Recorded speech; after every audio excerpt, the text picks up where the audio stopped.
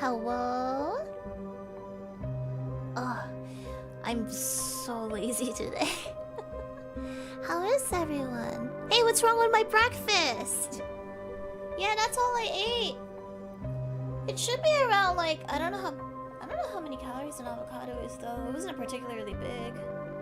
Oh, thank you, Noah. Could be a little more. I can't. I'm already full. The chalky milk is a lot though, cause it's one of those Soylent stuff, so it's packed with nutrients. It doesn't seem like a lot. Wow. Sorry, my diet's so different from yours. It's okay. It's a weird combo. Yeah, but it was quick. Did I eat something good? That was what I ate. Let's see. Let's chat a little. Yay! The event's done. Oh gosh. Alright, I had to fix this since they required a different setup yesterday. Yay! How is everyone? No, it's not talent. I just practiced. I mean, I do think people tell me that I have a certain reflex or my mind works a very specific way, which probably does help with things, but I also did practice a lot, so... Yeah, for those who don't know, I practice off stream. I was like, get on, losers. It's like, or like, who is not working today? And then I made people get on the things to play with me, so... Is my throat alright? It is a little... I should probably not be like too exertive, so I should try to be a little quiet because I did drink some chalky milk. And I don't usually talk early, so... No, you're not losers. I really appreciate people playing with me though. It's always been the same case for like Yu-Gi-Oh! What else? What was the other fighting game? Grand Blue Fantasy? First time I ever played that. In fact, that's actually my first fighting game. So yeah. You did play? Oh, thank you. Yeah, I did like Grand Blue. I feel kind of bad I haven't played it as much.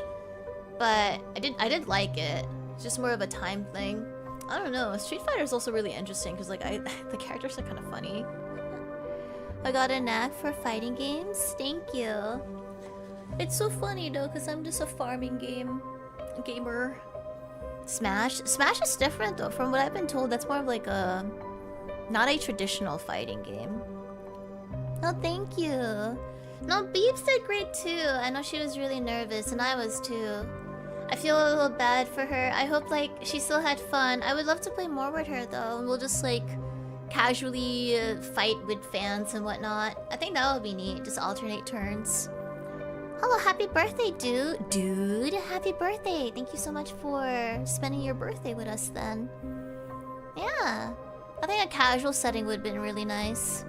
Mm-hmm. I got her mom support, I know. Which is so funny. I was surprised too. But yeah, the coaches were very nice. I thought I also had like a lot of fun talking to my coach for my training stuff. So that was interesting. I just like teasing her. It's like, nah, you could take him out. You could take him out. My relaxed demeanor. Oh no, I was not relaxed. I was just really thinking. Biba did great though. Like she had a 1 perfect KO, and actually there was this habit I noticed where I keep hitting DI at some point. Right after, no, before she teleported. It's a really bad habit. I still gotta get like a thing for. Thank you, Ingram. Ingram, what are you playing? Next time I play Street Fighter 6 though, I want to do a ranked session just to see how far I got. Mike, welcome back. Yeah. I noticed a habit, yeah. I did see some comments saying like, oh, Shiori said understood. She downloaded her pattern. It's like I was just being so careful to keep quiet. I didn't wanna do anything too bad. It was very nerve-wracking though. I will say that. It was very nerve-wracking. Because I feel like it's supposed to be a very epic match. And there's like the whole art of it. And I actually did not know that, I don't know how the format for FT10s are. Because this is the first time I've ever been like having a coach for this. So yeah. She was shaking. No, I love Bibu though. Yeah, make sure to send her lots of love. She be working hard. So yeah. Which characters do I like? Well, I've only had experience with Ingrid, but from what I remember, from what I played last night. Was that last night? It was, yeah. I actually really do like Aki. She's funny. she's funny in a creepy Aunt Maleficent sort of way. And I did enjoy playing as... There's this girl that my coach recommended to me. She does graffiti, but I have to look at their movesets because I didn't really know what did what. I noticed some of the characters still have an aerial sort of like missile seeking. It resonated with you a lot. It resonates a lot with me too. How much do I plan on playing? I will probably finish... I think we're going to have chapter 3. If I remember correctly. I don't know how long it is.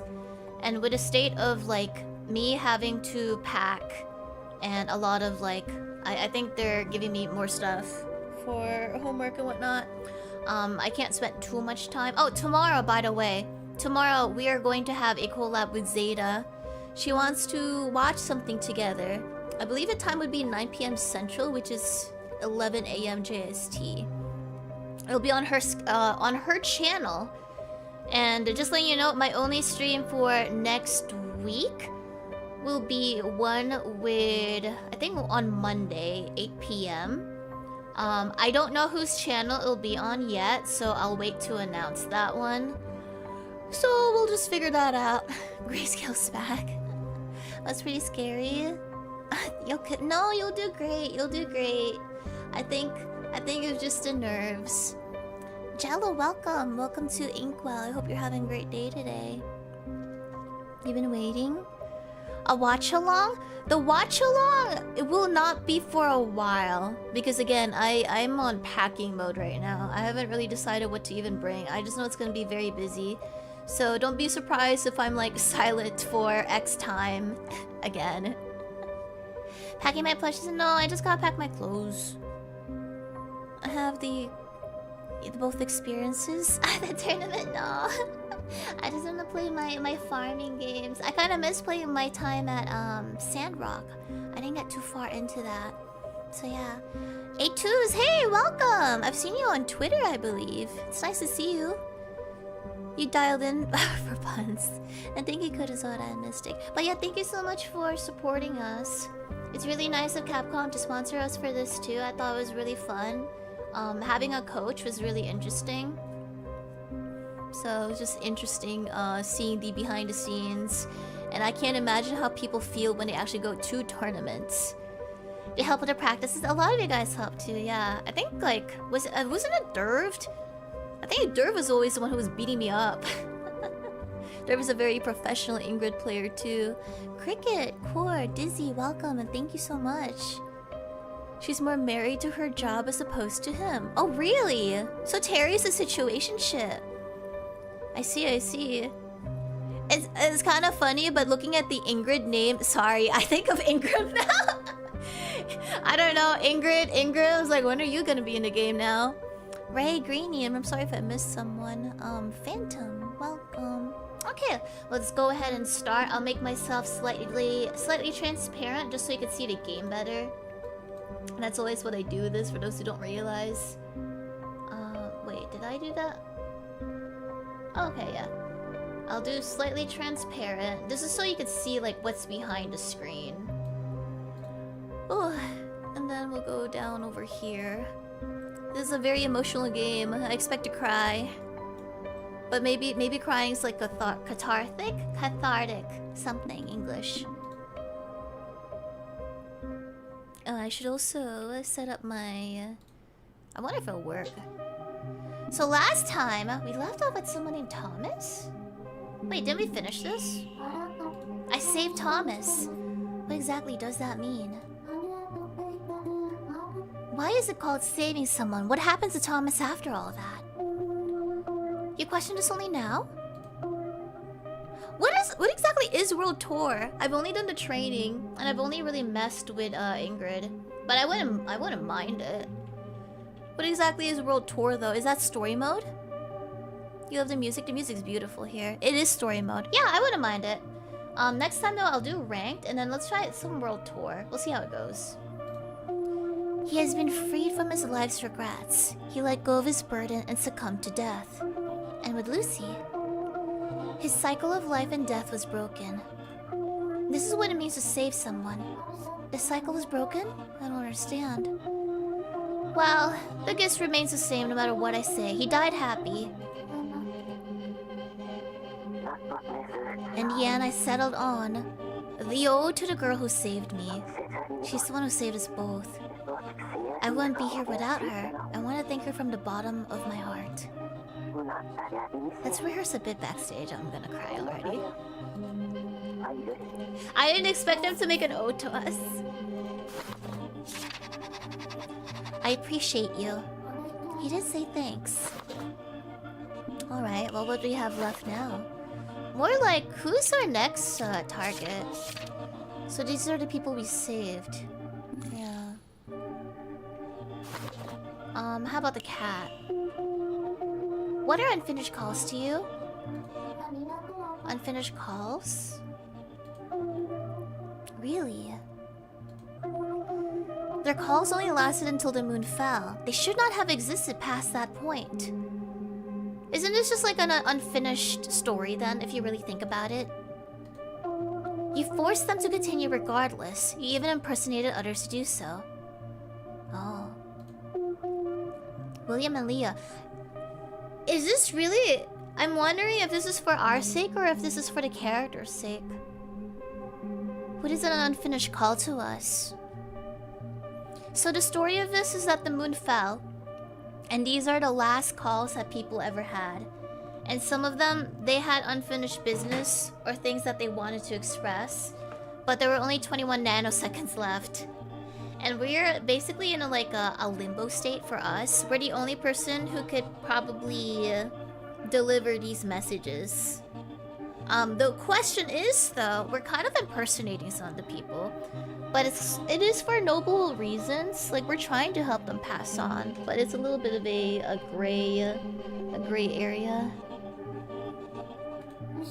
Is there a problem with that? I saved them because I continued the calls. You were happy with the results too. Perhaps I should rephrase. I would prefer them saved than not, but I was hoping you'd do so without interfering with the unfinished calls. Oh, he doesn't want me impersonating. I wish for you to save those two by simply speaking to them as normal. Is that possible? Indeed. Maybe this is a quest where I'm supposed to not impersonate then. Words carry power far greater than you can imagine. Speak to them to your heart's content.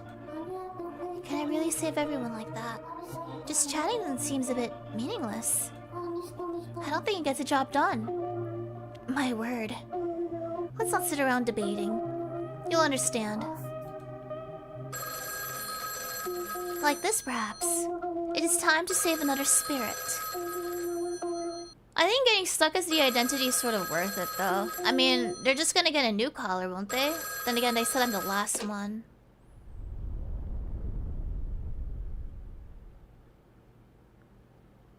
Oh.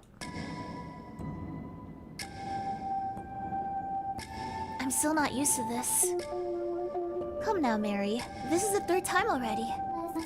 I know, but I'm so nervous. Nervous? Well, you gotta get used to it sooner or later. Ah, the music is so lovely. Hello?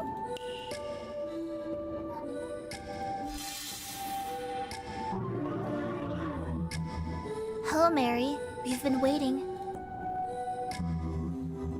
There's still plenty of us, eager to speak to you. More spirits that can't move on, just like Lucy and Thomas. Was it believe it into reality, or belief isn't enough? Tell us, Mary.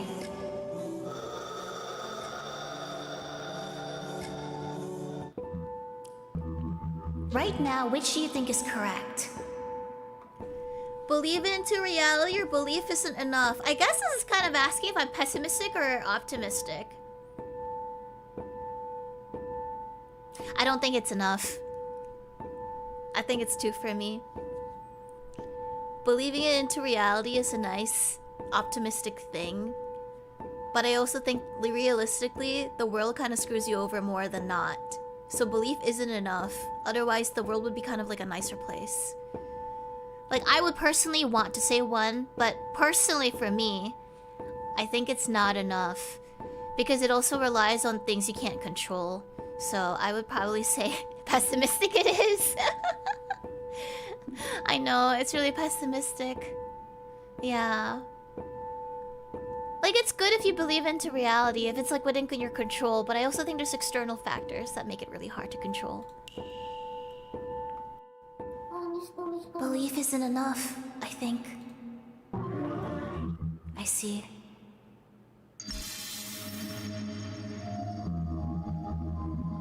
Is that how your noggin works, eh, Mary? Interesting. You don't think believing gets anything done? Pessimistic, ain't ya? Ah, but you're still a young'un, Mary. I didn't think that back in the day. Have that youthful naivety in my veins. You had dreams then? Why did you dream so big? Am I young? I don't know. Am I young, though? What you saying, Mary? Of course you are. Careful you don't get washed away by the wave of life now. He's a seal. Looks like it's a wee bit early for us to talk, eh? You take care on that other spirits now. I'm heading off. I agree with that idea. Surely faith can only carry you so far. Oh, a detective! He's a detective! To insist on clinging to it beyond your limits is far too much. Even if your dreams don't come true. There's nothing to be sad about. Dreams are dreams because they're not reality. Even if dreams don't come true, you'll always make a new one anyway. You just get a new goal. I think this one's a dog. They're disillusions. Fantasies, lies. Okay, I wouldn't go that far. Must be hard to have faith. Did you ever have dreams? Coffee wrap, thank you. But did you ever... He looks like those dogs that carry alcohol in the winter cold. Did you ever have dreams you believed in? My dream was to solve a huge case. But that never happened. The answers kept slipping through my fingers. Miss Mary, it seems like it is too early for us to engage in conversation. Oh, Bernard, maybe. As such, please speak to one of the other spirits. Toodles. Belief isn't enough, I see. You've answered belief isn't enough, but is that based on your own experiences? Mary, you must break this seal on your memories. The seal? The past cannot be erased, even if you wish it. These are your past memories. This was your house. Your room, the place filled with your childhood memories. Do you remember? Not quite. I don't. Then do you remember this? One day your house caught fire. You desperately cried for help. Whose help did you call for? Probably my dad. The person I was calling. That's right. You were calling someone when a fire broke out. Help! The house is on fire! I can't, please! Come save me! Please? Save me! Get on your own. Is what he said. And then he hung up. You believe from the bottom of your heart that he would come and save you. Yet despite your faith, he never did. Do you know what happened next? I managed to get myself out? I probably died.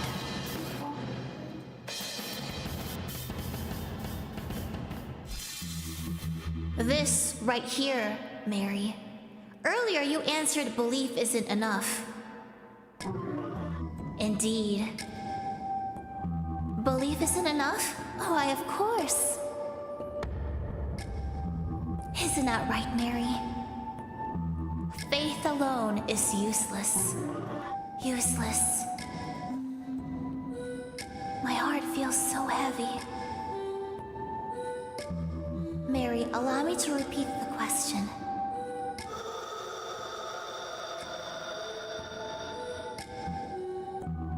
Has your thinking changed since then? Still the same. Belief isn't enough. Which is why you have to move, I think.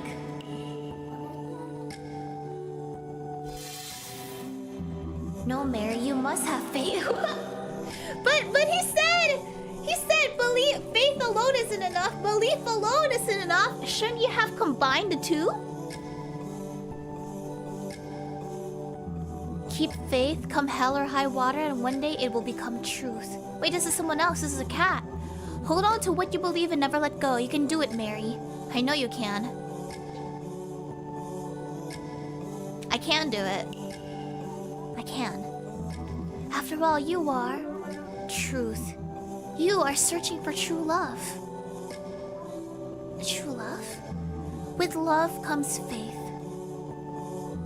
With faith, anything is possible. Don't give up on love. Don't give up on faith. So answer me once again, Mary.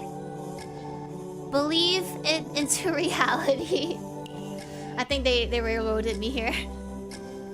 Number 3. Think back, Mary. You survived that fire. Why was that? Because I moved myself. How did you survive? I managed to get myself out.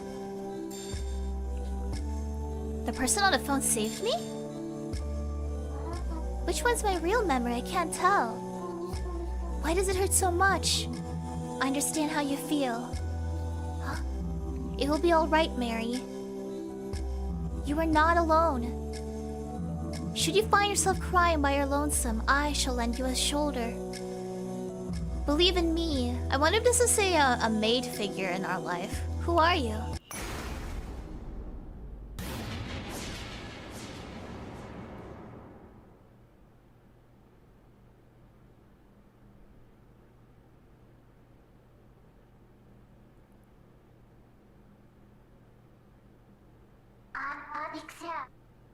My name is Violet. I wish for you to believe even more in believe it into reality. I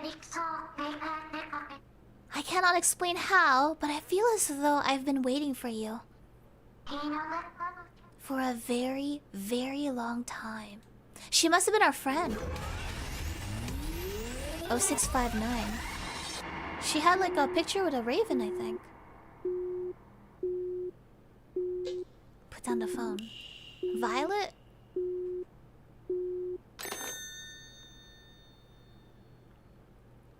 I've defined a spirit's existence now. But what was that all about? It seems a little bit more specific to me rather than their own regret, maybe. Hello, Mary. We've been waiting for you. Among all the spirit's voices, one of them was a lot more spine-chilling. Have I heard it before? And what was that room? Was it my house? I don't understand all of it, and trying to force myself to remember is a lot. Violet. It's not really railroaded? The lady whose existence I defined was Violet. It'll be alright, Mary. I really like the game, but I do have to admit, it does a lot of these flashback sequences. When, like, it's been something you probably just looked into. I'm guessing just to remind you of what to do. Maybe. Why did she say she'd lend me a shoulder? Why was she kind to me?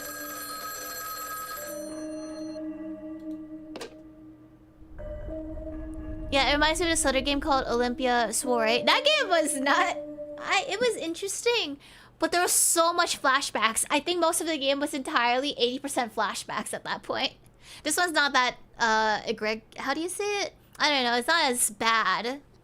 Huh? I don't sense anyone. What do I say? Hello? Egregious. Egregious?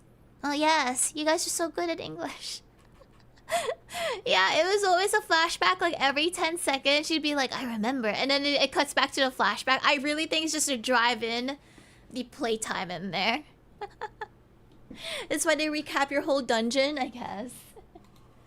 Agreed. Oh, it's egregious. Oh, you're so smart. You guys are so good at English.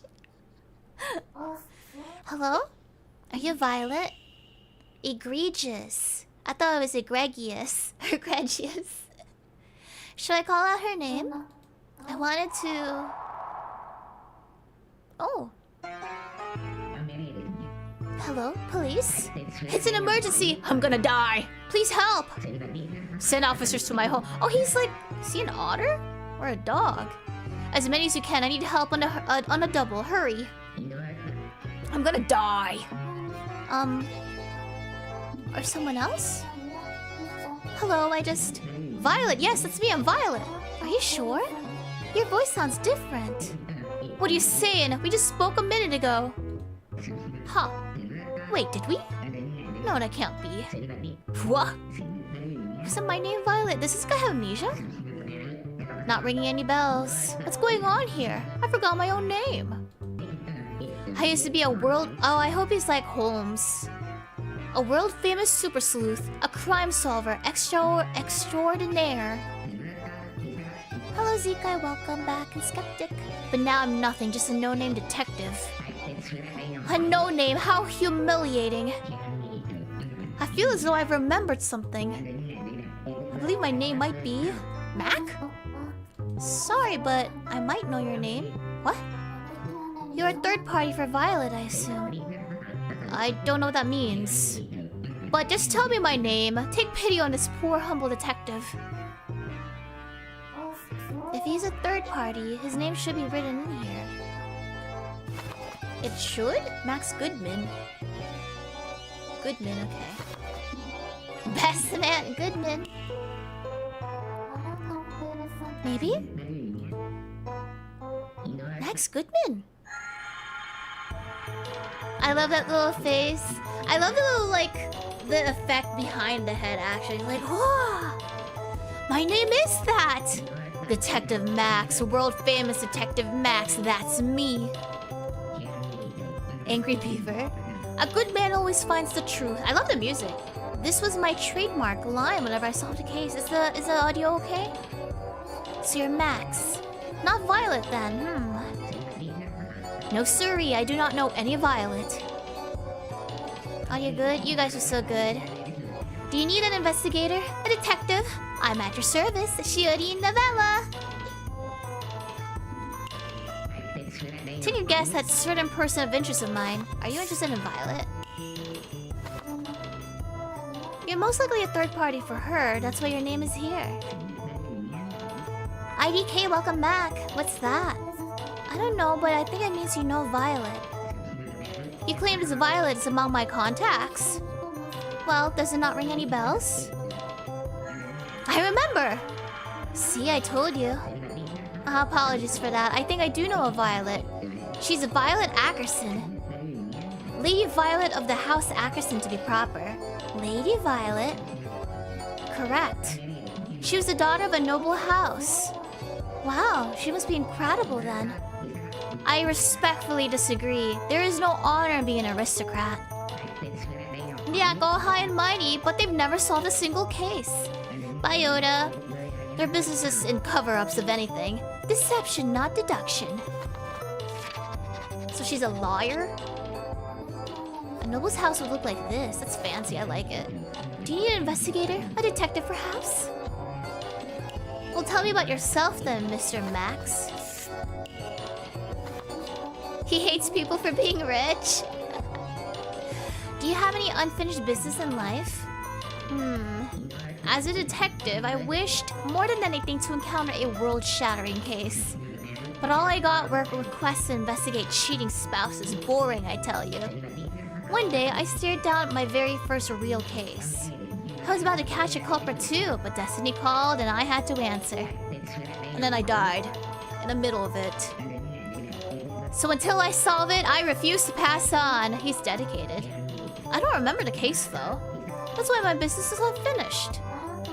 Do Do you know who the culprit was? Not a clue. Wait, what if the case is related to my memories? The person who started a fire. I hope you find them. I'm on the case. The culprit will be nabbed in no time. Detective Max Stallone will prevail, unlike other detectives. Alright, good luck. Write that down. That Max is a great detective. Alright. The clueless detective. It sounds more fitting. I don't know if there's anything else to talk about. Oh wait, do you know Lucy? Wait! We never discovered why Lucy disappeared. Maybe that's also related? Yes, the Lucy case. Do you know anything? It's the case of that murdered moneylender. What? Doomed to be unsolved forever. The killer was Lucy, who served her prison time. Oh no, this is... Okay, no, this is a different one. I was wondering about her, the rabbit. We actually don't know what happened to her. We just know that she kind of ran away and never came back. So this is a different case. I have no need for close cases. You probably don't know that Lucy was actually... Never mind. Someone else murdered her? Or murdered him? Yeah. Can't tell you. Do you know about Thomas? Since you're a detective, did you know what happened to Thomas? The name does ring a bell. That was my dog's name. Huh. I had a doggy named Thomas. He ran away from home. Did you ever find him? When I found him, it turned out he was living it up at my neighbor's. Found himself a new home right behind my back.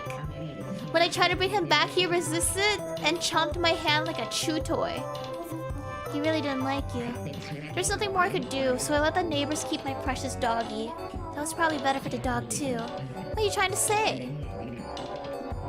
I really want to know what happened to Leah. I don't think we're ever gonna solve Leah's case though. Really? Wow, we went through a lot. Yeah, I guess we just don't have Leah because she's not really one of ours. I want to hang up then. Do you mind if I hang up? You wish to investigate the case of the violent murderer? Well, I need a case. Just give me a case to solve. One super grand epic case before I die. This is my final wish. So I need to give him a case. The Ackerson Manor. What about it? Of course, I knew them well. I knew them, in fact. They had their famous manor, and living there all by herself was Lady Violet. What manor? That's right, of course. What is it?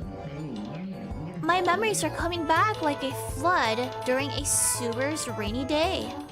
Gross. Welcome back, Meepy Boy and Raph. Welcome back.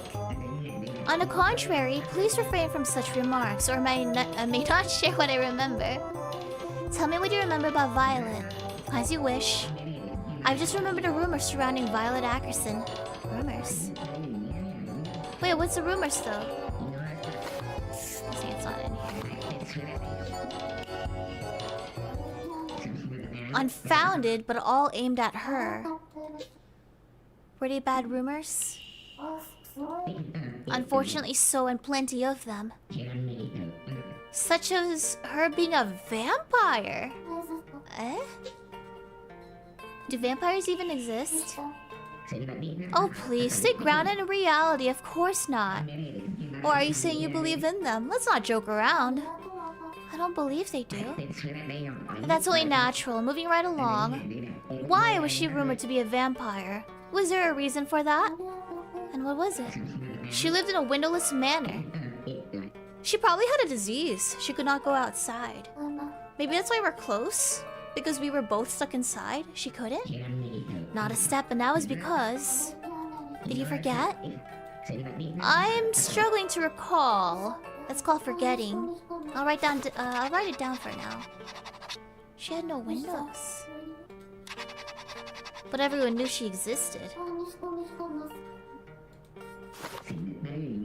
There's even more than I have remembered. About her herself. What was remembered?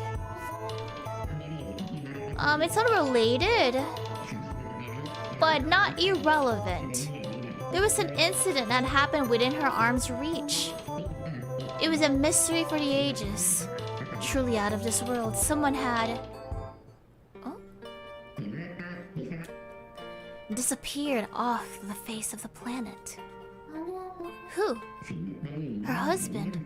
One day he simply, poof, vanished without a trace. What happened? Well, the specifics are not that great. You don't remember? No. Maybe I should write that down. Oh, she had a raven husband. See, I'm quite knowledgeable. I suppose. Well, is that everything? May I hang up now? I think we talked enough. Alright, I guess you'd rather talk to her than me. Go ahead and give her a call, but fair warning, don't call her a vampire. That's just common sense. She suffered enough of those rumors. I bet she was trying to protect her husband. Maybe her husband suffered something, which is why she removed the mirrors. So he's not really disappeared, more like he didn't want to show up.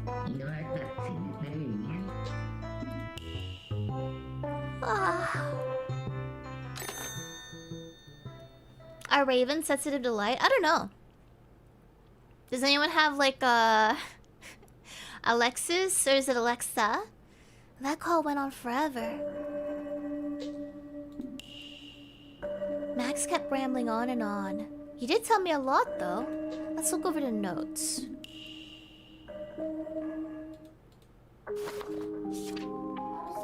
I think it's funny. I think Narissa thought her Oshi mark was the music note, but apparently isn't it the raven one? Is it? I can't remember. She lived in a windowless manor, never went out. And someone around her went missing. Yeah, there was like a post about it. She was like, why did they use the raven emoji? But then I think someone went to her debut, and it was the raven emoji. She had the bird mark. Yeah, she probably wanted the music note though. Yeah, it was the official post. I think it's always been the bird one. She's been having it since debut though. You'd have to check her debut to be honest. Honestly, I think it's fine using the music note because like I don't think any of us are gonna use it anyway. It's funny. Yeah, I think so. For me, I know mine's the eye emoji, but they also said like just be aware, it's also the Unicode, depending on your phone, makes it into an eyeball and a talking emote, which is why sometimes it shows up as two different things. Finding out your name is something else. Until there's a new VTuber. I mean, they could probably talk about it though. I think at this point, people are gonna do combination emojis. So about her husband. It's a cool one, thank you, yeah. Yeah, this one looks different, but on like different platforms, it has the black, like the black bubble. He just vanished. It does sound like a big deal. Does that sort of thing happen in real life though? It'll be alright, Mary. You are not alone. Should you find yourself crying, I'll lend you a shoulder.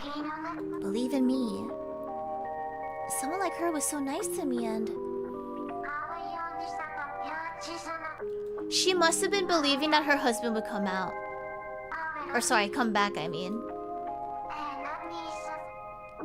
Hi, if you're new, this game is called Schrödinger Call. It's a game about your last message to your loved one that was never delivered.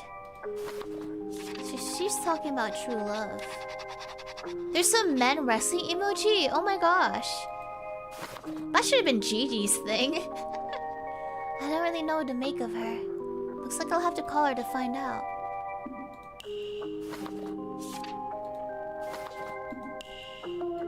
I can confirm that he is indeed a third party. Alright, that makes sense. The cat was bored so it came back. I'll summarize things for you. Convenience is often a luxury. I'm sure he'll remember more in time. I think it was 0659. Oh, actually Actually, I can type it. 6, 5, 9. A man just standing as your Oshi mark. You could be that change, Kaizen. Kaizen, you started streaming. Why don't you make that your Oshi mark? and then you can call your fan base Kaijus or something. Or Kaizus. Hello?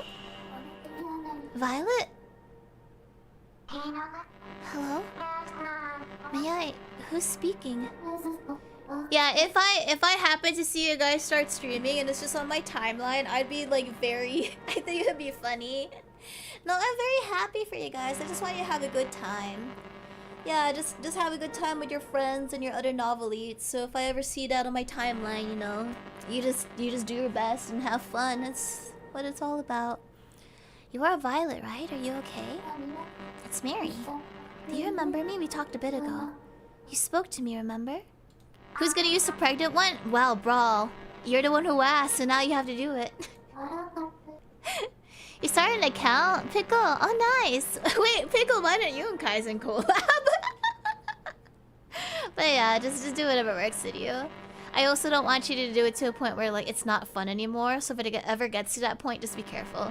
That's my name. What did I... I'm not sure. Why am I even here?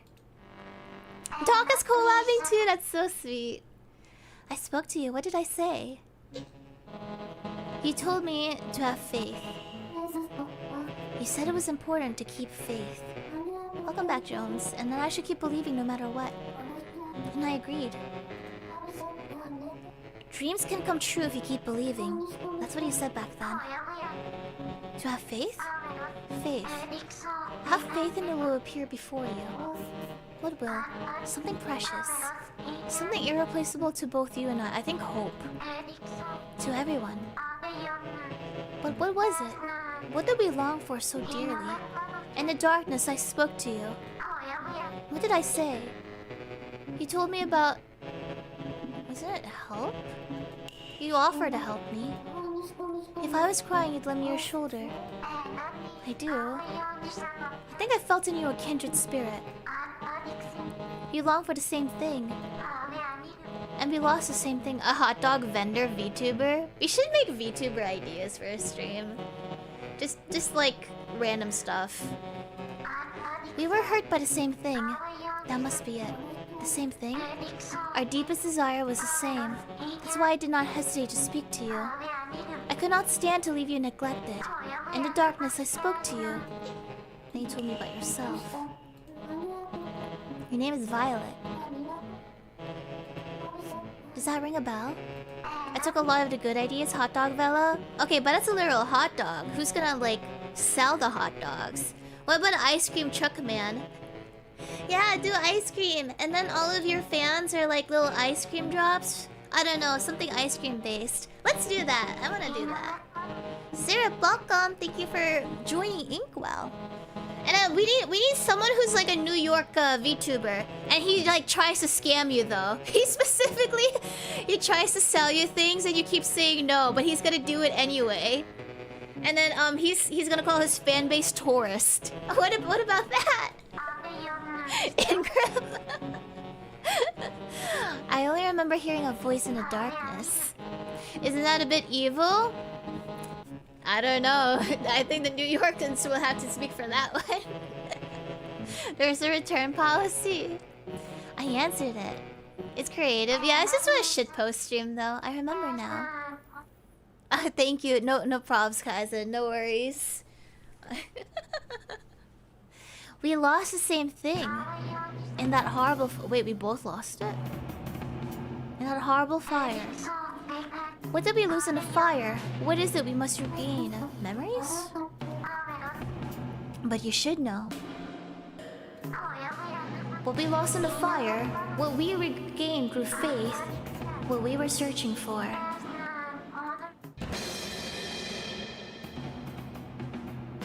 Love? I think people have lost a love. Because then rather than truth, well, we kind of gained truth, but we didn't. Let's see. Yeah, I think we lost love.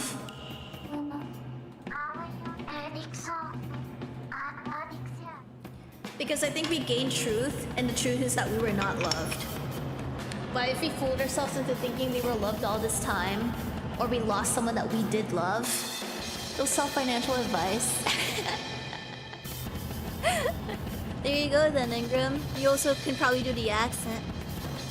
Have a rat VTuber with a New York accent? Oh.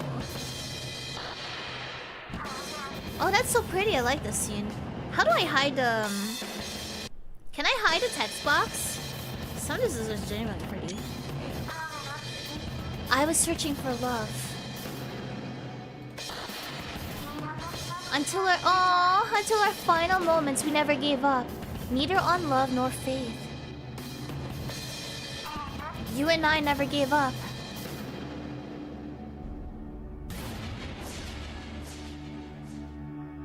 You're welcome. But I wonder, was it all in vain? Are you okay? What happened? Hello?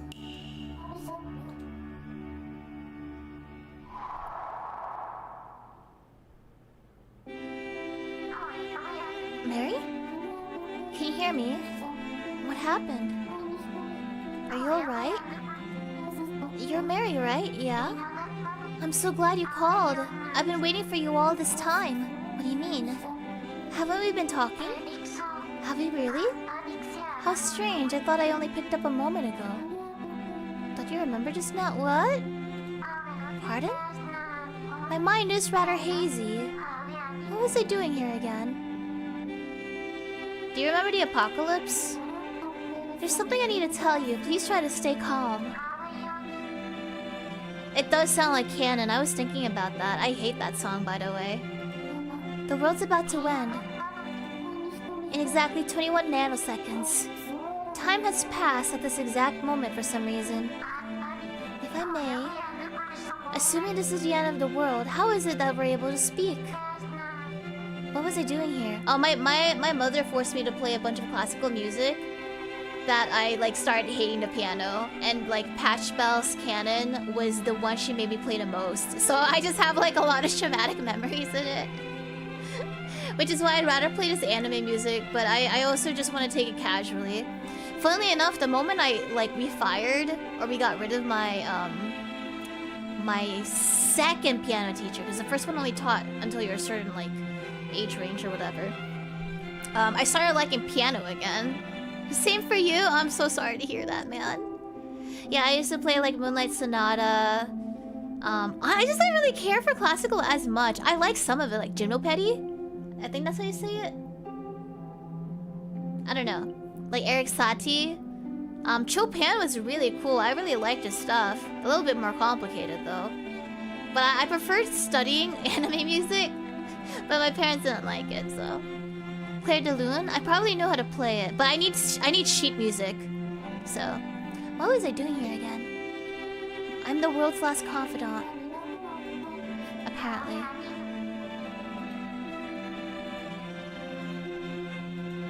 I know it's hard to believe. So then, what is it you do, exactly? I listen to people. I lend an ear to people who share the same grief as me. Not only me? You're the third one. The third. What happens to us after the conversation is done? Do we simply move on to another? You play the ocarina? That's pretty cool. I still think you can play the ocarina. I've had instances where I just like... I used to walk around with a yo-yo, and then like as I'm walking to class, I would just use the yo-yo on my way. I think you should do that with the ocarina. About that, what was I doing here again? What happens after? Everyone has a sort of burden on their hearts. Unfinished business. I talk to people and then... I free them of those burdens. That's my job, it seems. So then... I'm so sorry, I couldn't resist laughing. It makes such a wonderful comedian. That deadpan delivery is impeccable. World's last confidant? How dashing. I love it. No, this is all true. Once your burden has been lifted, is she in denial? You could succumb to death after you escape. Alright, I'll play along. What happens after we succumb to death? You really don't believe me, huh? You disappear after. You're at peace and you pass on and I can't call you anymore. Mary, do you mean... Do you believe me now? Please rethink this. What do you... I don't like the setup. It leaves you all alone in the end. Oh, shoot. Wait, no. What about Hamlet? What is Hamlet even in on this? It does leave us all alone in the end. Does it not? Well then, how about this perhaps? You're still the world's last confidant, but you have a secret ally. Whenever you're in a pinch, I'll come and help you out. And then we stop the bad people together. But there's no bad people. Not a bad idea, I guess. Do you really not remember the last conversation? I think we're gonna pass on last. What might that have been? It was about how we can get something if we keep believing it. I believe it's about love. Love? What might you be referring to? You were saying we both lost something. Apologies, is this a joke I'm not understanding? She must be really in denial. Do you really not remember? It was just a few moments ago. I'm afraid I don't know what you mean. What's going on here? Maybe I should stop. I guess your memories disappeared, but I'm glad you're okay. My memories? What do you mean? They're hazy, but... I remember our first conversation. What was our first one? Well, it was strange. I was surrounded by darkness. Then a phone rang. I picked it up and heard a young girl. The crying girl on the phone, was that on you? Wait, crying? You were just so distraught that I couldn't help but speak up.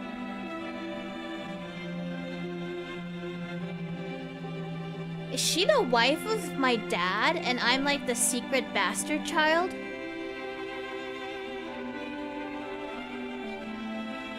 Because if you open... Well, I don't know how phone calls worked back then, but I think if you open... if you take a phone call and someone else also picks it up, they can hear you speak. Because we are clearly not living with our dad. The fact that we had to call him to save us is a little strange. I wonder if we were like a secret child or locked away somewhere. It was connected onto a landline? I see. So I wonder, maybe this is the wife? Or a mistress? I'm not sure yet.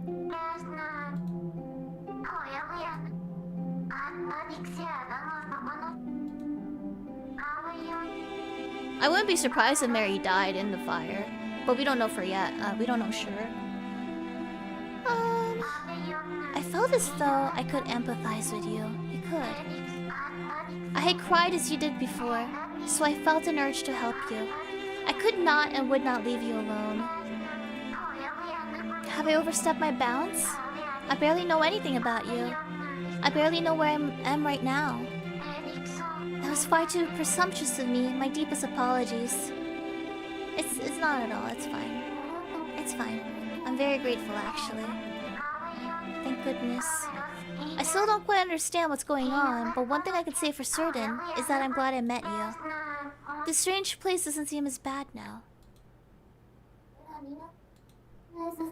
I wonder who Hamlet is. I wonder if Hamlet's a real cat that we knew. Oh, Violet. Let's talk about the Notebook. Can you tell me about the Ackerson Manor? That's right. We're a noble house. I was always stuck in a manor and never got to socialize. Ooh, me too, girly. Truth be told, I'm not even sure what sort of nobles we were. Is there anything else you want to talk about? Yeah, she's very nice. Did your manor not have any windows? That's right. It was designed to prevent sunlight from entering, just like the space I'm in right now. What? Why stop sunlight from getting in? I think there might have been a skin condition. I was a moon child. A moon child? What is this? I don't really know what it means. A moon child is one who is loved by, I love this image, by the moon. Perhaps I should say hated by the sun. What? It is a disease that can develop during childhood. Anyone who becomes a moon child is cursed to forever hide from the sun, lest they burn everything around them. Are we a moon child?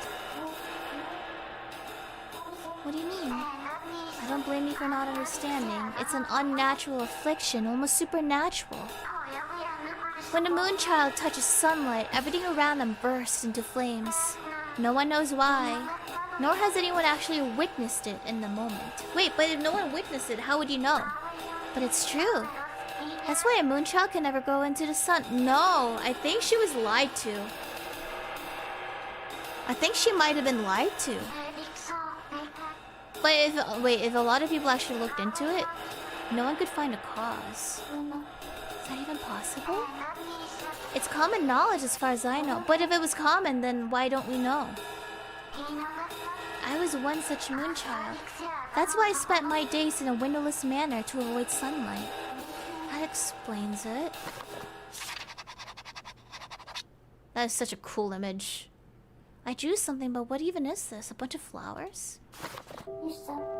Wait, the fire that started! If the moon child is real, perhaps we opened a curtain and the fire started, or it's just an excuse. But the guy said he's also solving a mystery, so I don't know for sure. It wasn't all that bad. It meant the manor was nice and warm in the winter. On the other hand, it was a sauna in the summer. Ever since I became a moon child, I changed. Not only physically, but mentally.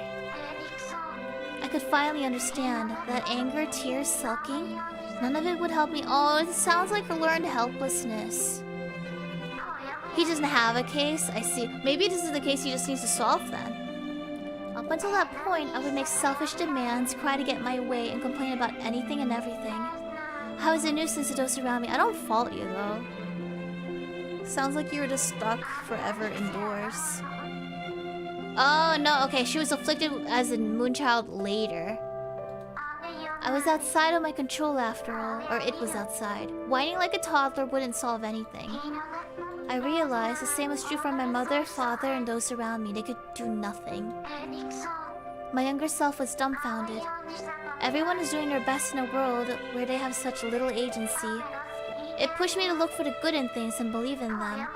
I grew to really appreciate everything in my life. I shed many tears until then. It wasn't easy, but I believe it was for the better. I don't know. I think I would have still cried.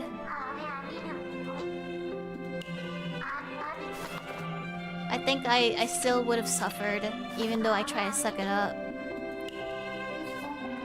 Can you think of anything else that might be part of your burden? Well, this setup came to mind. What's the, for keyboard, what's the controls for auto? Is it A? It is not. Can you please just think about it? F, is it? Oh, thanks. I'm being serious right now. If only my memories were clearer. So you do want to remember. There was someone precious to me. But nothing's coming back to me. Maybe it's best I recover my memories first. Alright, well, let's think of some topics. Ask whatever you wish. So, the weird thing... I'm a little scared she was also just kidnapped. You had a husband somehow? When were you afflicted? Tell me about your husband. Alright. His name was Cyrus. Yes, that's his name. How could I forget him? My most precious darling in the world. So that's his name? He was so gentle, elegant. He had a slight air of mystery about him. He never failed to comfort me when I was down. I loved him from the bottom of my heart. We had such a grand wedding ceremony. How did you meet him? Hey Crush, welcome back from work. I hope work went well. He truly was amazing, yes. They had a wedding. He looks like a peacock, actually. I imagine that's how he looked. He went out after the wedding. I remember his warm embrace at our wedding. How I wish I could speak to him again. You remember the embrace, but he left after? Did he go off to war? Why did he go missing? That's what I heard. A detective named Max told me. Who did he say went missing? Your husband. I think her husband might have gone to war, which is why he went missing. That's one possibility. He disappeared from my life? Oh, that's right. No, that can't be. Don't say things like that. She's in deep denial, man. He's not missing. He simply went out on a trip. For my sake. Or he died. You realize too, don't you, Mary? He never went missing. He did nothing of the sort. He would never. I must have faith in him. Right. I'm positive. He did not go missing. He simply left the house for a moment. Once he's finished his errands, he'll come back. He'll most certainly come home. Oh, Cyrus. Violet? Violet? The call cut out. Hi, Cloakin, welcome back. Crazy Sith, welcome back as well. Thank you. I think it was 16-1 though. The call suddenly cut out. She started acting strangely once I brought up Cyrus's disappearance. What happened though? She's a moonchild. You reawaken part of her memories. I praise you for following protocol, but she's not behaving as expected. Why is that? Oh, hello. Hello, Potato. You know what? I'm gonna pin this. No worries, Potato. I've read it. I'll pin this just for you. I'll pin it. Oh, you have such a way with words. Oh, Kaizen, you should play Doom 2016. Just play it for this one potato. The answer eludes even I. Perhaps this case will require a different approach. You don't want to? Someone has to. Come on, who else streams around here, guys? Who makes videos of any kind? Doc, you make clips. Why don't you just do a random clip of Doom 2016? Pickle Man will play it. There you go. You don't stream. What do you mean? Oh, sorry, Fedu. Not pinning that one. All has been going according to plan. I'm sure you can infer what comes next. The final call of her life.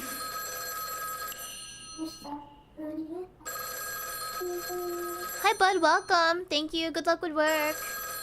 You'll start streaming? Thank you, weirdo. Thank you. You don't want to be pinned anyway? Oh, so it's okay if you make a flirtatious comment, but that's okay.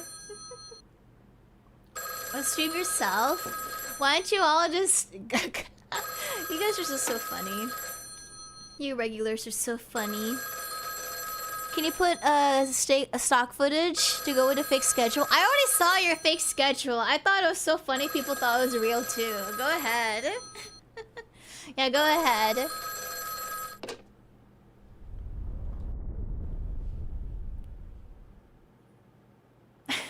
Argo, welcome. Don't forget to Google Doc. This is from Violet's past.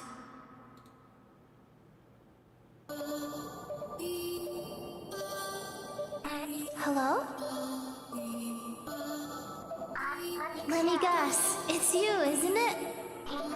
Oh? Are you pretending to... Oh no. I think her husband also died early and she's been calling someone who's just not existing. Are you pretending to ignore me? And after all this time too. I waited so long for you to call me. She's trying to act cheerful. But I can hear her voice trembling. It hurts to hear. Come now, don't play coy with me. Say something. Let me hear your voice. The voice she wants to hear right now is... Cyrus. Must be her husband. I can't pretend to be him though, but I can try to speak to her. Sorry to keep you waiting. Cyrus. Oh. Wait, we don't even know much about him. Are we finally able to adapt to whomever we want? Hi, Delphin. Delphin Tassis. I'm sorry if I messed up your name. Yeah, thank you so much. I hope that you continue to enjoy this masterpiece. I should have contacted you much sooner. Please forgive me. Oh, Cyrus, it really is you. How long I've longed to hear your voice. How are you? Same as usual, I presume? Where are you right now? What are you doing? When will you return? Will I see you again? And why did you suddenly disappear? Why did you disappear after our wedding? The day after, in fact. Are we not husband and wife? Why did you leave me?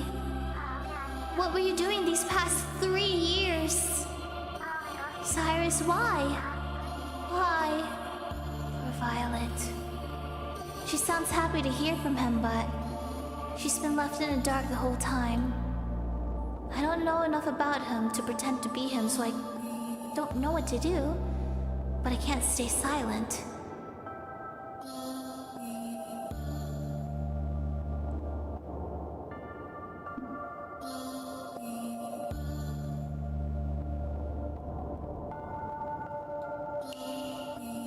I have a lot.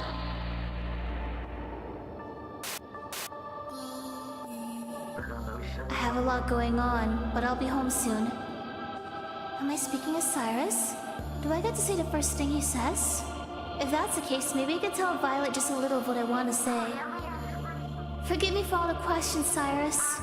I thought I understood you, but it seems I was mistaken. I never knew who you truly were.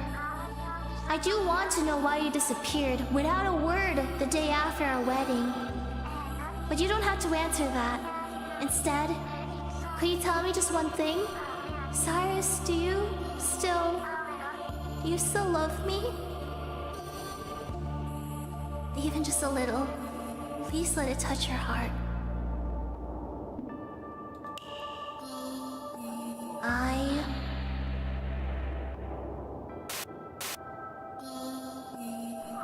Of course all I can say right now is this. Not a single day these past 3 years have you left my mind.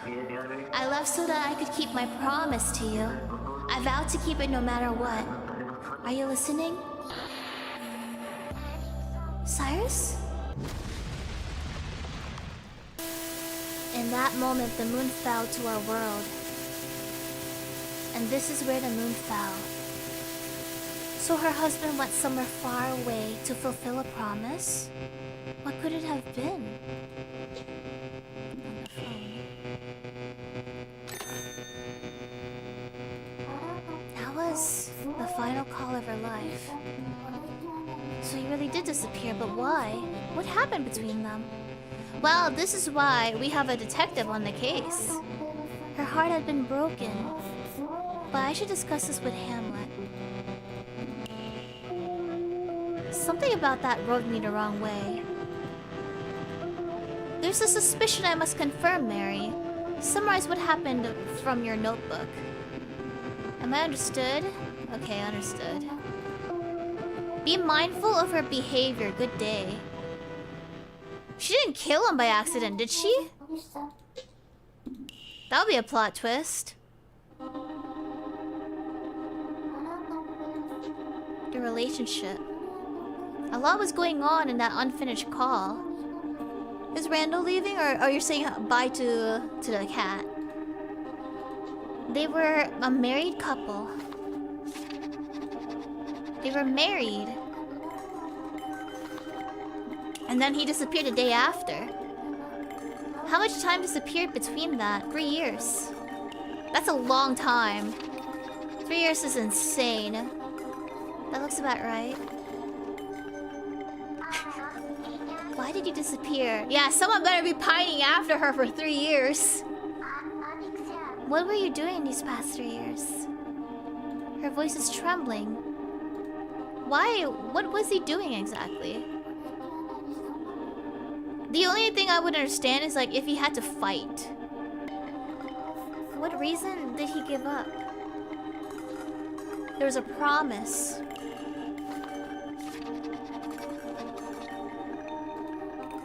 Maybe, okay, here's another thing that could work.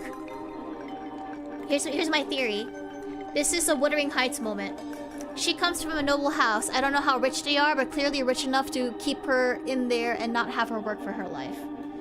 Cyrus could be broke. He could be leaving to go get rich. So he could, like, be deserving of her. But he also did not want to, like, let her go. Or if the Moonchild thing was true, he's looking for a cure for her. He's looking for a cure so she could finally leave the house. That's another theory I have. All I can say right now, I have a promise to you. We could also be working for the family. That's also true. If she came from like a mafia family, that's potentially a thing. Did it really need to take 3 years? What was he doing? But what are her feelings? Because she was left in like the dark for this. She just wanted him to come back. She was confused, which is natural. She didn't know anything. She wanted to understand Cyrus, though.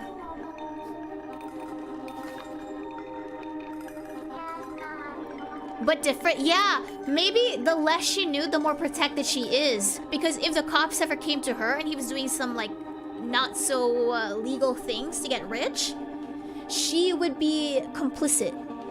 But if he could do this without getting caught, maybe it protects it. Or it could be just a Moonchild, I don't know. I never knew who you truly were. Why didn't he give a straight answer? What was the promise he made? Let's call.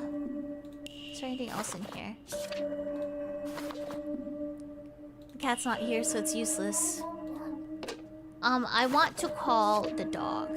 7. Oh, the lucky number. Isn't that also supposed to be like a good number in terms of stuff?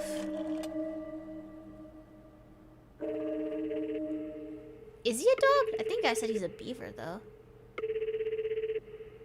Max is a detective apparently.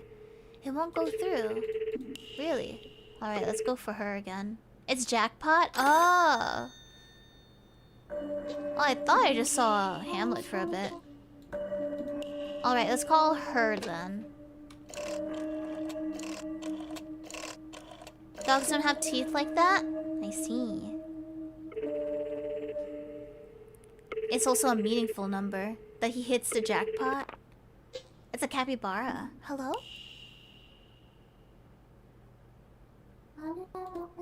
Violet?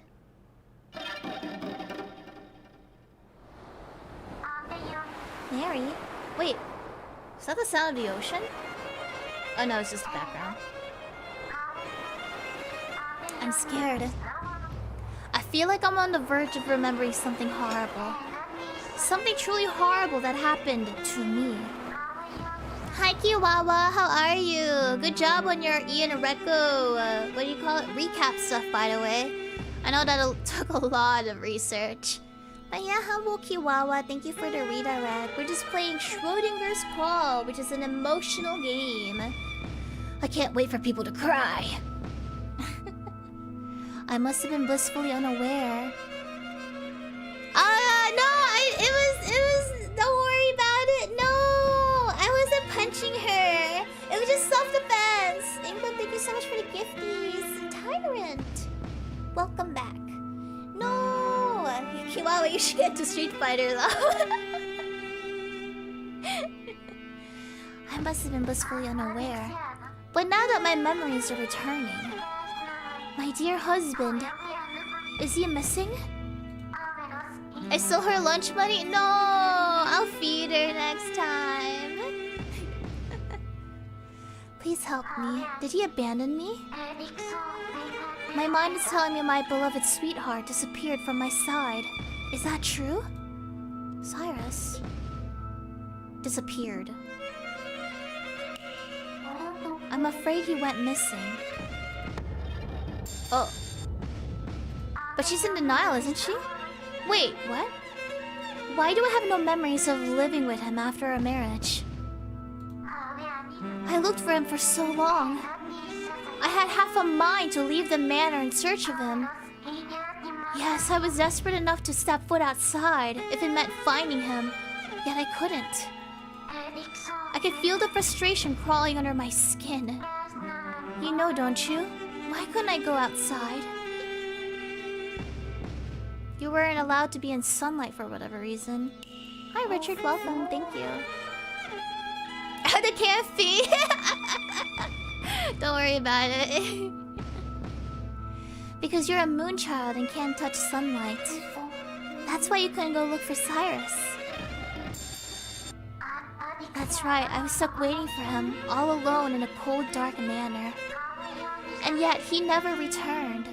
Hi, Cyber. Days turned into weeks, weeks turned into months and then years. And not once did he ever get in touch. Why? I want to keep faith in him. But how can I? What can I have faith in if not him? I should have faith in him. I must. I love him so much, I can't not have faith in him. I'm scared. My husband is a stranger to me. I don't know what to believe anymore. Am I going to disappear like this? Give me a reason to believe. Why did he disappear? He was keeping up. He hated being married. He was keeping a promise. He had to fulfill his promise to you. He disappeared to fulfill a promise to me? Is that true? You're not lying, are you? Can I believe you? I can believe it's Cyrus, right? He did it to fulfill. My faith in him wasn't misplaced. Are you okay? I am now. Thank you, Mary. How do you know this, though? How do you know why he disappeared? About the unfinished call. Can I ask? Do you remember the moment just before the moon fell and everything ended? I'm afraid not. He called you at the time. You two were speaking to each other in your final moments. After 3 years of waiting when the moon was about to fall, they finally got to talk to each other. I don't remember that. You're all so unclear. What did he say? Well, you waited 3 years. 3 years had passed. He disappeared right after our wedding. I couldn't figure out why. I was completely lost on my own way. Everyone thought he had simply been held up by an accident or whatnot. But a year passed and then there was nothing. So they began to say he disappeared. We don't know. I think it could be a fabricated truth. But you know, if it helps him move on, I'm willing to lie about it. Someday he would return. He never told me anything though. I just kept believing.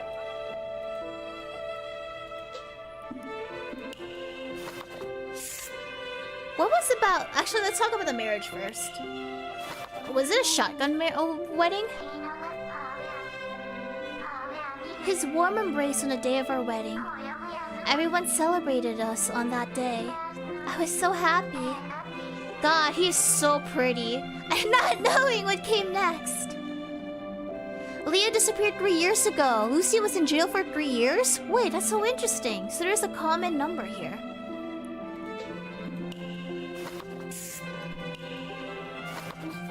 In your final call, do you have any idea what the promise was? Ikemen Bird. Hey, have you ever played Hatoful Boyfriend? That's actually a really good game. But you have to tough it out until you get to the true end. But the true end, you're dead. It must have been very important. What promise was he so desperate to keep? No, I kid you not. You should absolutely play Hatoful Boyfriend. If you can tough it up to the last route, it is insane, like, what they did with it. Like, literally, play it. You have to play it. Please play it. Please, please, please, please.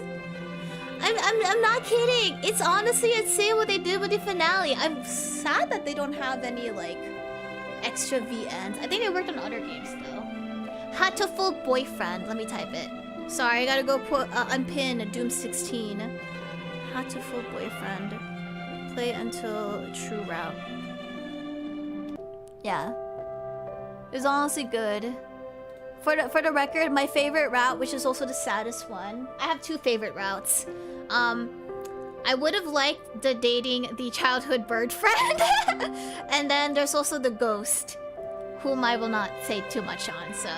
Nageki, yes. He was my first route, even before the game became, like, popular. It was originally on, I think... Was it Lemasoft? There was this visual novel Renpi site that people would post their products on. And it was all free because it, like, Renpi at the time, or Renpai, was not as popular. And it was still a very niche community. So you can go on this site and everyone would post their stuff. It was really cool. I'm into Ghost. I went for the childhood friend. Yeah, but I like the librarian dude best. But his route is sad.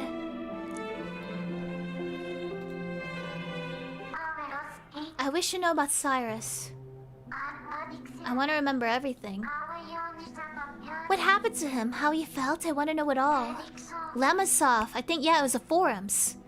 Ever since he disappeared, I've been filled with nothing but regret. I regret not knowing absolutely anything. It must be. I always wanted to understand him. Mary, thank you for giving me hope. He disappeared to fulfill his promise, huh? Perhaps he was doing something for me these 3 years. He was working on a secret something for me. That's what I choose to believe. Cyrus had a good reason for disappearing. It's so interesting because the 3rd chapter, when they were asking us, believe it into reality or belief isn't enough. In her case, I think she needs to believe it into reality. She's not like me. You added it. Thank you, Blase. Thank you. I hope you tough it up until the last ending, like the last true finale. It's so insane. It turns so good, man. It turns so good. Just tough it out. Play it on Discord with friends if you want. Just like, I don't know, hang out a voice chat while people yap. Ceylon or Cylon, welcome. And Yanchi, welcome back. I'd assume so. You have a lot of faith in him. Why do you have that? Because I love him. But that's not all. I very nearly gave up on him, but my faith was rekindled because of you. You brought back my memories of my beloved Cyrus. And you gave me reason to believe in him once more. I don't deserve this much praise. He deserved it more and more. You're truly splendid. I feel kind of fuzzy inside. Aww. Yeah, do a Novelty playthrough on Discord or something. What was the promise? If only I could remember it. Then I could figure out what he was doing. Is there any way I can remember?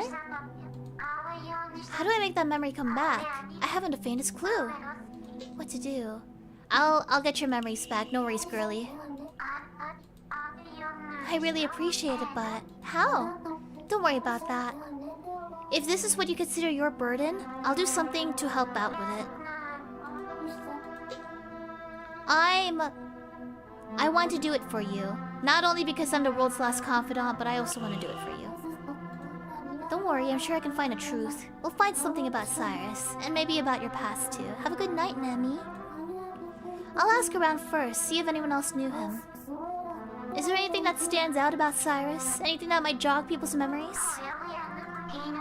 The color of his eyes, most definitely. A beautiful red like glittering rubies. I bet he was a thief. I heard they were different in his childhood. His eyes suddenly changed color.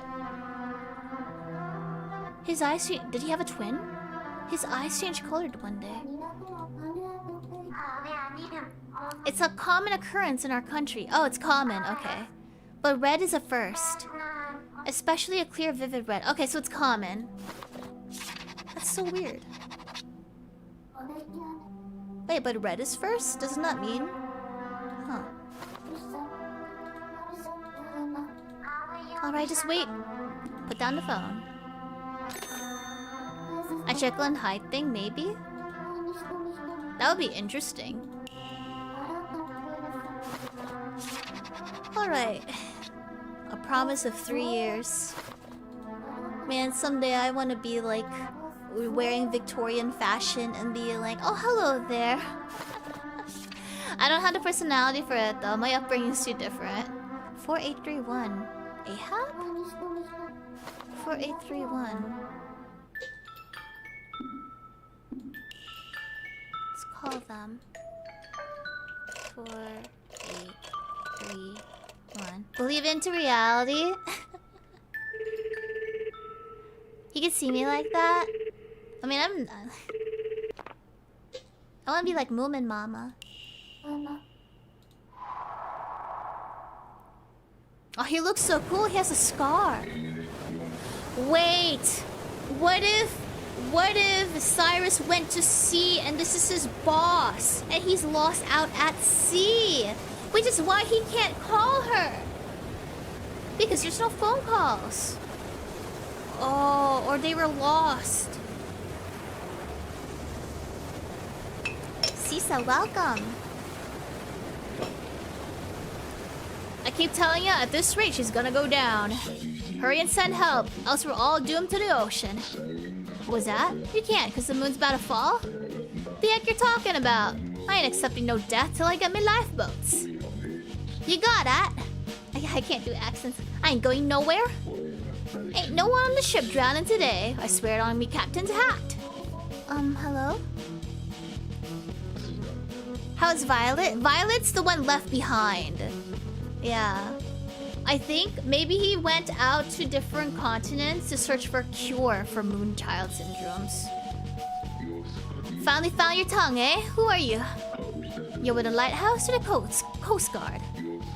Who cares? Just send a blast of the lifeboats. Hop to it, else we're gonna sink. You listen to me now. I got a huge responsibility. I'm the crew. I gotta get each and every one of them back to our families. So hurry up and send help. Jesus Christ, I can't do that. George, Michael, Phil, Paul, and all the rest of me boys. I ain't abandoning a single one of them. What do I say to him? You are about to die. I'm the world's last confidant. Hurry up and send help. Snowboo, thank you so much for the gifties. Thank you. I ain't abandoning a single one of my boys. You are about to die, dude. Everyone's gonna die. So maybe I can help you accept death? So hurry up and send help then. Do you know Cyrus? We sailed the high seas together. I had no crewmate like that. What in blazes? My memory's been shipwrecked. He seems to recognize the name though. He has red eyes. You're talking about old red eyes Lucas. Lucas? Who did Lucy kill? Lucas. Lucy didn't kill a Lucas, did she? No, Lucas was not him. Lucas would not be a bad guy too. Not Lucas, Cyrus. Lucas. What? I think there's two. Yeah, I think there might be a twin situation. It changed. I think she might have been in love with... Unless he did a different name. His real name is Lucas, but he's actually Cyrus to her. What do you mean no? I'm trying to ask about Cyrus. That's Lucas's old name. Why did he abandon it? He was my crewmate. You, one of Lucas's pals? What happened to him? Spit it out, you don't even know? Lucas is gone. Lucas and everyone else is about to die. We only have 21 nanoseconds to live. And me and Ma is half dolphin. What a load of barnacles. That's a normal reaction, I guess. All I can say is, there's nothing we can do but accept death. You're not making a lick of sense. I'm having a hard time wrapping my head around this too, but let's just talk. Tell me about Lucas. What's he up to? I ain't ever seeing my crew again. Probably. And so be it. If that's calling me names, then I accept it. Wait, don't hang up. Well, just let me die already. It's about Lucas, though. What, you too scared to die?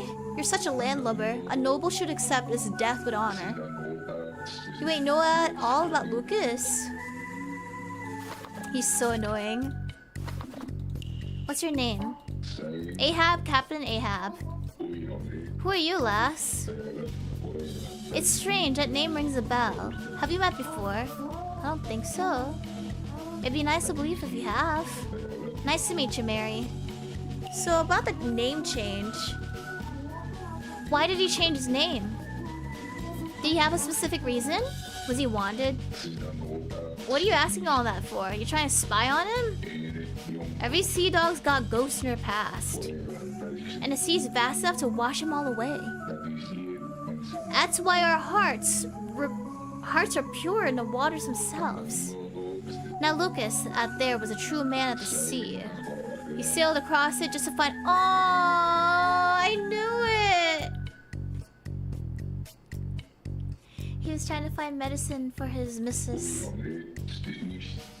He may have been gloomy and mumbled all the time, and it wasn't the friendliest, but I'll be damned if it didn't always do his darnest for his missus. No one badmouths him on my watch. It's enough to make a grown man cry, so don't go sticking your nose where it don't belong. He was a superb husband, I tell ya. Is that true? So he was looking for medicine. But what happened to him? Oh.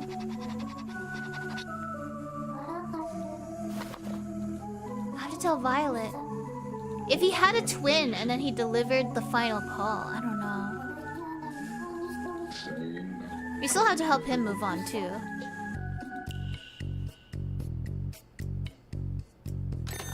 They could have just lived that night. They could have went out, but to be honest, a lot of like businesses are usually closed at night. I think he wanted to see her like appreciate the beauty of the daytime too. She'll be happy to hear this. I have to call her right away. Is that Violet? I wonder how he died, if he's dead. Maybe he just didn't make it back home, but he's still alive. They called, didn't they? Oh, it's just you. I had a catchy marketing slogan, but no one ever called. So why don't I call first instead? Let us speak, Miss Mary. I want to talk to Violet right now. I have something to tell her. Don't say such things. No one ever calls me. I'm so bored. Talk to me. Take pity on this poor lonely detective. What do you want to talk about? How about, whatever you want to talk about, Miss Mary. Let's speak. About the disappearance. Do you remember her husband? Do you have any ideas why he disappeared? My own what? In actuality, my own wife also disappeared. As a matter of fact, speaking about her may be the key to solving the Cyrus case. What? The thing keeping a secret sealed within my skull. Can you not see the object lodged into... Oh shoot, he does have an object lodged into his head.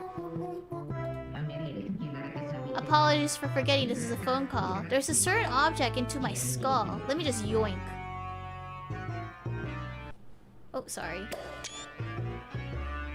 It's a pencil. The pencil was stuck in my head. I thought maybe it was like some hair decor. You don't sound like you're in pain. How rude, it's very painful. And this is no ordinary pain either. It's the pain of a married couple. I see you're interested. Listen up to the tale of my marriage. It is so long you can make a Max encyclopedia with it. Okay, just a summary will do. One day I was tailing a man and a woman to investigate if they were having an affair. And at their secret rendezvous point, I witnessed something unbelievable. Was Cyrus there? No, this is unrelated. It was my wife with a man unknown to me. That was the truth behind her disappearance. She had eloped with another man. She abandoned me. I saw my life come crashing down. Oh my gosh. His dog abandoned him and his wife. Give me back my wife! We got into quite the scuffle, all punches and pinches and chomps. And then he stabbed me in the head with his pencil. I panicked and rushed to a nearby phone booth and called the police for help. They arrived in a flash. But I was arrested. Why? I don't know why. They mix things up. The police clearly don't know anything about investigations. Well, do you think you can see why Cyrus disappeared? You said it's unrelated. I pulled out the pencil for nothing! Let us speak, Miss Mary. Bit of a strange question, but what does it mean to save someone? Well, that's a riddle.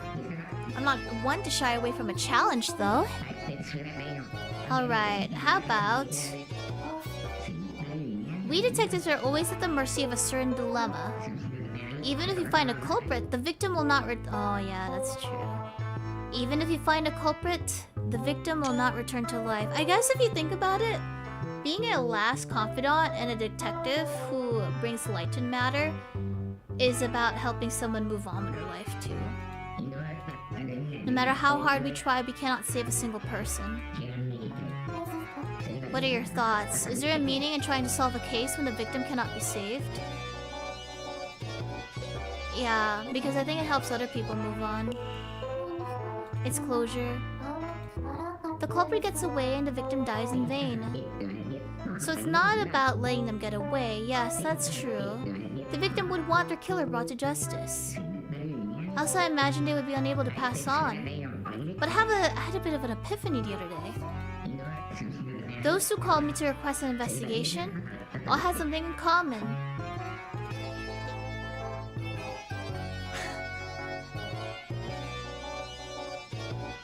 What do I have in common with everyone who called Max to investigate? I think they called by mistake. They meant to call a different agency? It was actually the timing. When did they choose to call the Detective Max agency? Usually it was quite some time after the victim's body was discovered. 1 week later in almost all cases. Why do you think that is? The body is discovered, they hold a funeral, and then they have nothing left to do.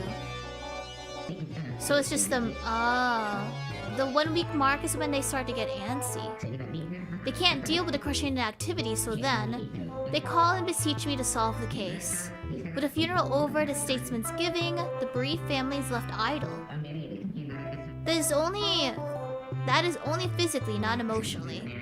I saw how much of a mess they were inside, and I thought to myself, maybe it's not the victims I need to save, but my clients, the families. Once I realized that, I started solving considerably fewer cases. You solved less? I was not the most gifted with deductive skills to begin with.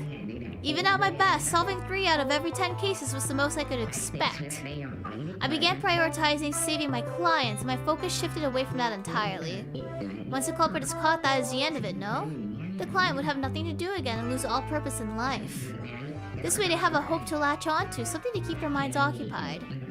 At times, not solving a case may be better for the client. I guess it's like, it's their life's purpose now. It's hard to talk about. They labeled me as a no-name detective. How did you find this deep dive into my philosophy? I don't know, I think you should still do your job. It's understandable if he's overwhelmed though.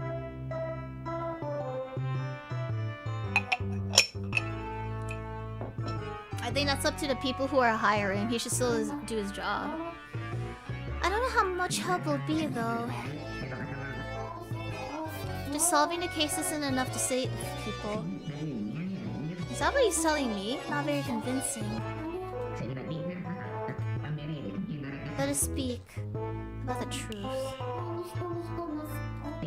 I've been wondering what the word truth means. Truth is, that is not a lie. Then what's a lie? That which is not a truth. What's the truth? That which is not a lie. Then what about things that aren't truth or lies? Not truth or lies. Something neither truth nor lie, that would be... I hate this guy. Tell me about, yourself. Do you know anything about me? I must confess I know nothing next about you. What perfect crimes you set up, I don't know anything. I don't think I committed any crimes.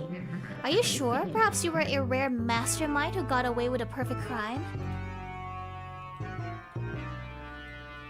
Am I?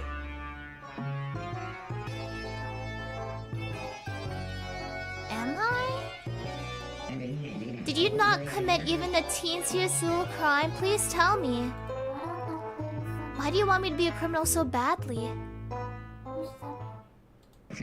What is it? Did you remember something? I'm not sure if it's a crime, but something is burned in. Did I start the fire? Did I start the fire? Why is it? Yeah, now that I think about it, why is my room the first thing to be set on fire? A house fire? To think you would set fire to your own home. What a perfect way to remove any evidence of your perfect crime. I set my fire to my own home? I don't know. You're a detective, aren't you? Help me figure it out. Why am I having flashbacks of a house fire?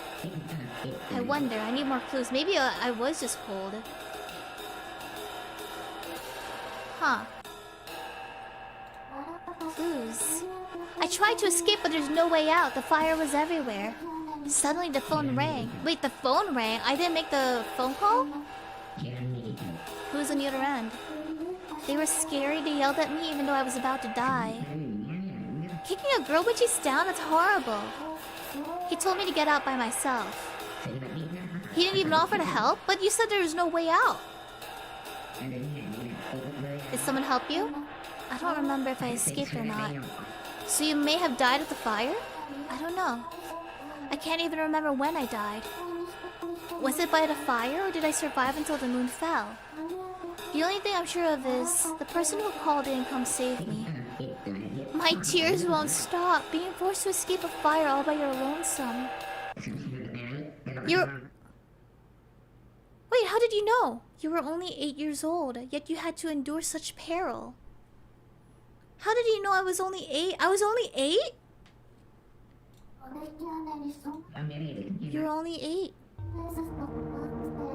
How do you know that? What is happening? Do you know about my past? It appears I was mistaken. I confused you with Lady Violet. But how? Lady Violet also suffered a house fire in her youth. Really? Yes, there was a great fire in the Ackerson Manor when she was only 8. Is that why she's a moonchild? I confused the two cases, but we could be similar. I don't know anything about your fire. Let me make sure. House fire. Did I make it out? She survived, right? Did she not survive? Don't go quiet on me, say something. Whoa, creepy. Max? Put down the phone.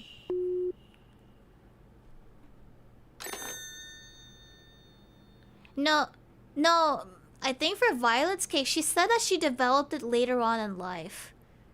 I think it was after the fire. I don't know if Moonchild is a real syndrome, but I think there was a fire and then they lied to her to keep her inside. For whatever reason. I don't know why though. Thumbnail! It burns. No, it's not just my heart. Everything is burning. Whoa. No one ever comes to help. I was stuck there all alone, helpless. This is one of my memories. I'm in that burning room from who knows when. Find a place to escape? Do I still have this? I don't think so.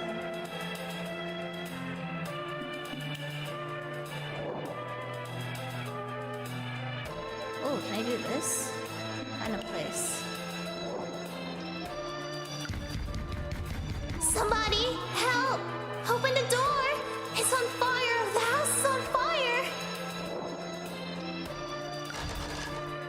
Anybody! Oh, it's so... Help me! I'm gonna die! Oh, it's so hard to see. Somebody! The door opened! Did we die because we chose to pick up the phone instead of leave?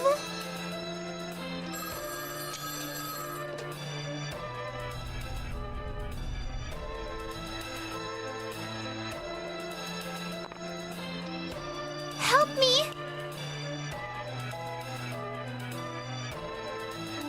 Help me! Mary, it's me, Papa! I'm here to save you!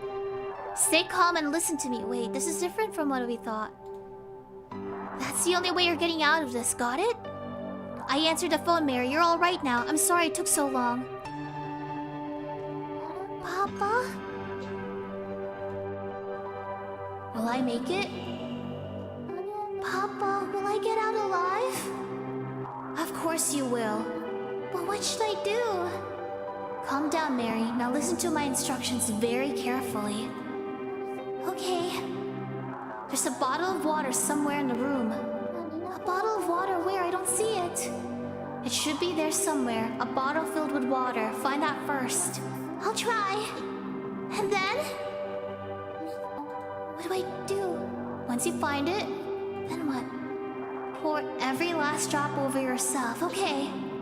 Can't Papa come save me? I can't, Mary. I'm very far away right now. Oh. Don't worry, you can get out by yourself. Believe in yourself. Got that? Believe. Believe. Believe in yourself. Keep doing that no matter what. Okay. I'll try to get out. You can do it, Mary. You can get out by yourself. Find a bottle of water in that room and pour it all over.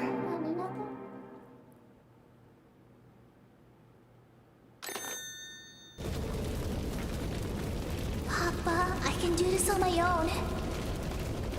I'll get out of here. Yeah, boy, welcome back. Thanks for the SC, by the way. Papa, watch me. Bottle of water. It's a plushie. Could catch on fire any second now. It's very important, though. The fire's too hot. Oh. I could catch fire at any time. There's a fire everywhere. I can't get out through the door. There's a bottle. Take the bottle. The water inside. Pour it over yourself. Okay, that should buy us time. It's empty! There's no water! My hair is scratchy, my mouth is dry, my body's shriveling up. The flames are reaching up to the ceiling and might collapse at any time. I can't feel anything anymore, not even the heat. I don't think I'll make it. I wish I could talk to you one last time. Andrew, thank you for the gifts. Thank you, thank you.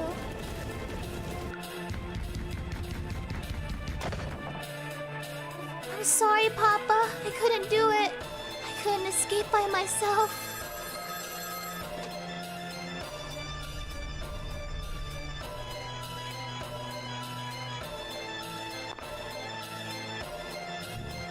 Mary?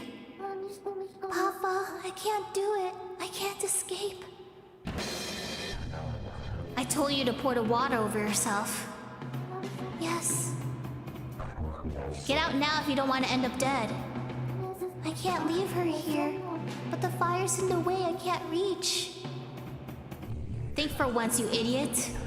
Mary, don't die over the damn plushie. What? Listen up, Mary. You caused me enough problems as is. If you wanna die, be my guest. Papa, what you just said.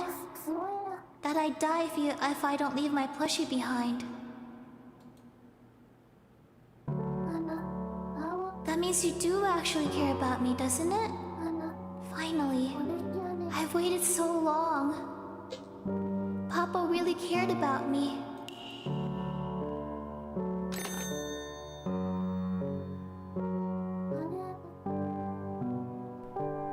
Fire. Aww. It's so weird though because... Was that still the same man who taught us on how to get out and to believe ourselves? But then why is it that like he sort of turned like a 180?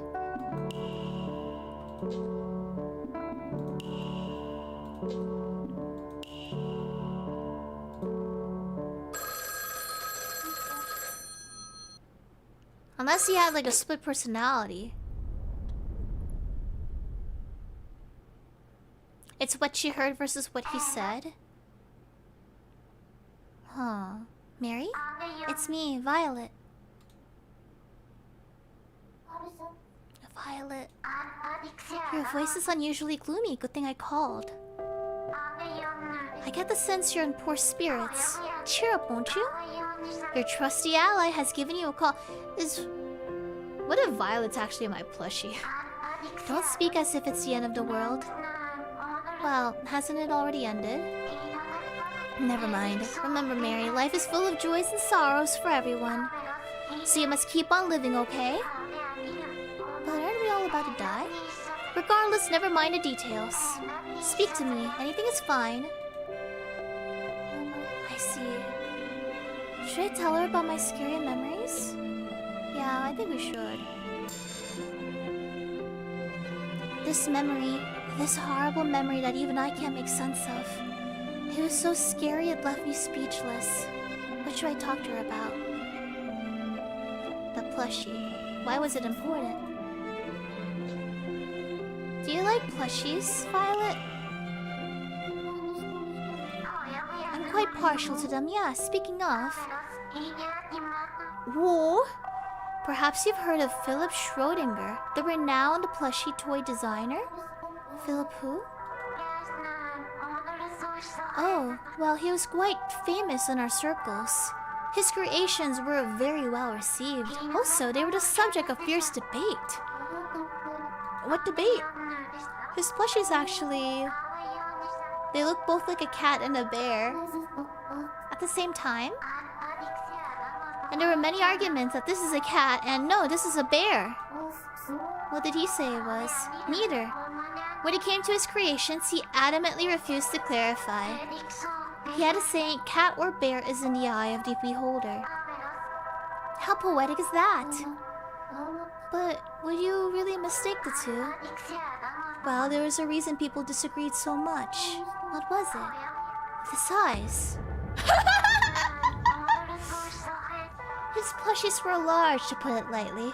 About the size of a table fit for a room. But then why did I have a smaller version?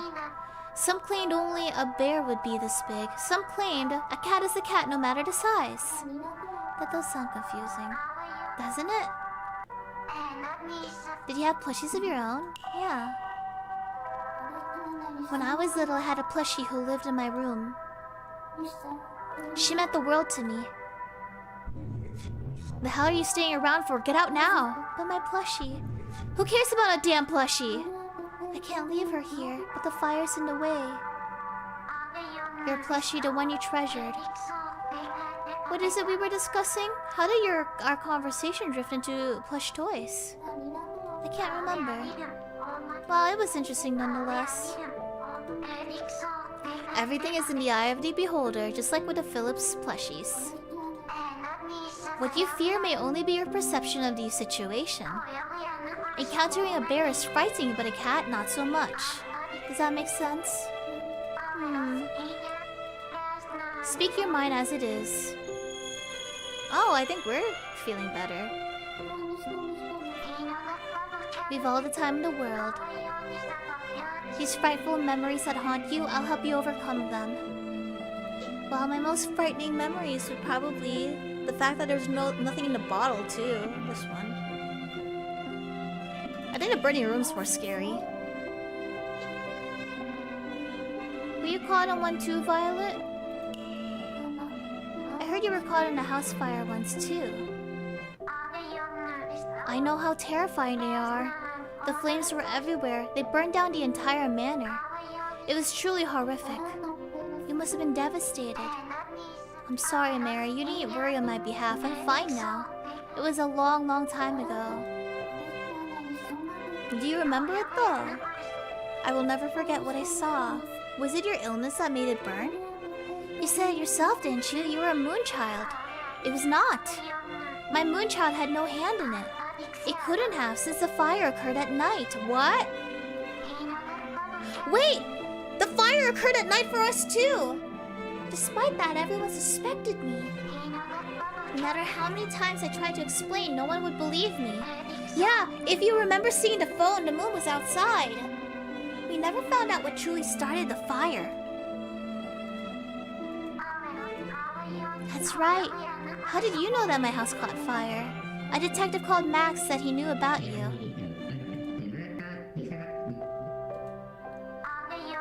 That one clue is detective. So you know him too? Why, of course. Difficult not to when he insisted on hounding me at every turn. Cyrus, too, held quite a disdain for him. Did he follow you two around? He also called my house more times than I can count.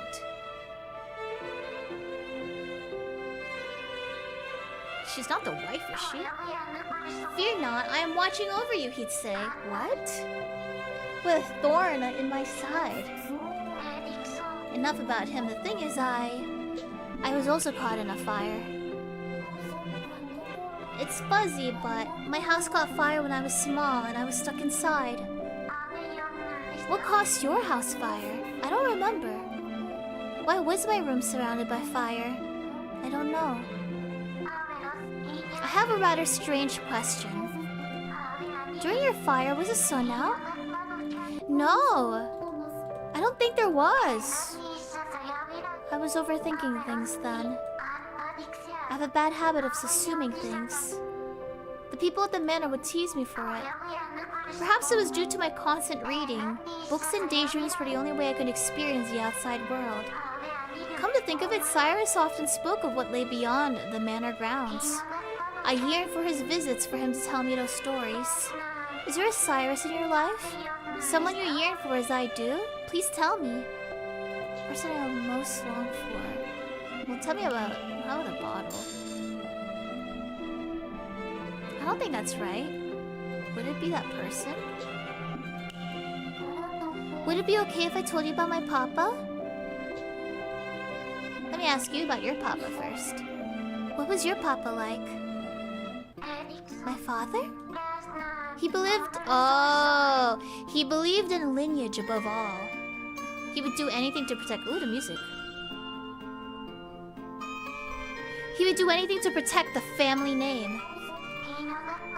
Remember what I said about the house fire? Everyone immediately suspected me, that the moonchild set it ablaze. But you said the fire happened at night. Exactly. So I couldn't have started it, but everyone accused me anyway.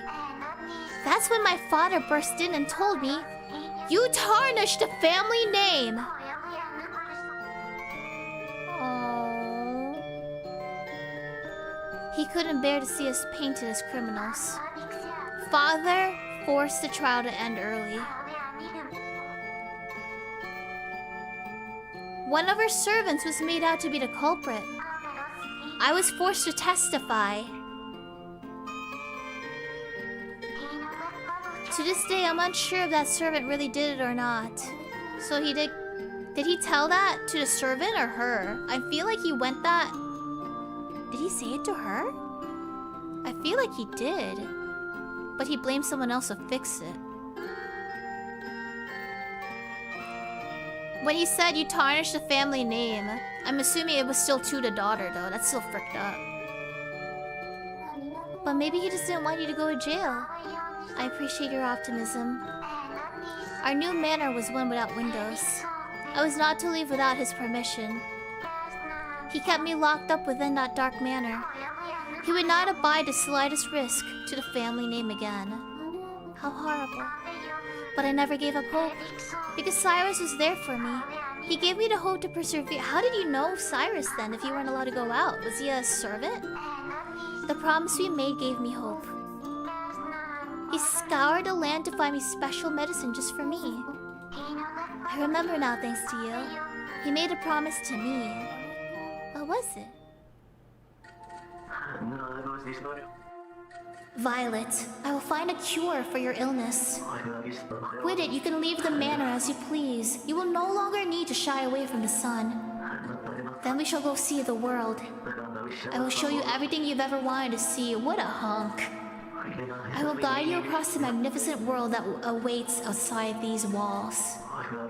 The sparkling sea at midday, rays of sunshine in the morning fog. Vast plains of grass swaying like waves, basking in the sun's light as far as the eye can see. Green light with evening's orange hue. Books and dreams cannot compare to the real thing. And I want to help you see that with your own eyes. I see. It gave me a reason to live. He would find a medicine, and I could still be happy living in darkness because of it. Knowing one day I would be healthy enough to see the world, regardless of father's wants. I wanted to forget my lineage, forget everything, and see the world with Cyrus. I have another theory. The father kept Cyrus away from her. That was what kept me going for every day. Thanks for helping me remember. Let's talk about you now. I only remember one person, and it was very vague. That'll be your papa, right? There's something weird with me. There was a man in my memories I called Papa, that much I remember. But I'm not sure if he actually was. Was he not your actual father? He was really scary. Aren't dads supposed to be kind to their children? That's why I'm not sure if that man was my real papa or not. Speaking of fires, were you able to escape safely?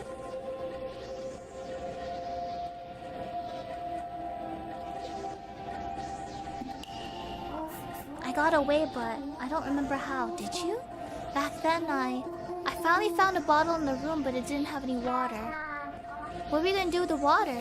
What was it trying to do?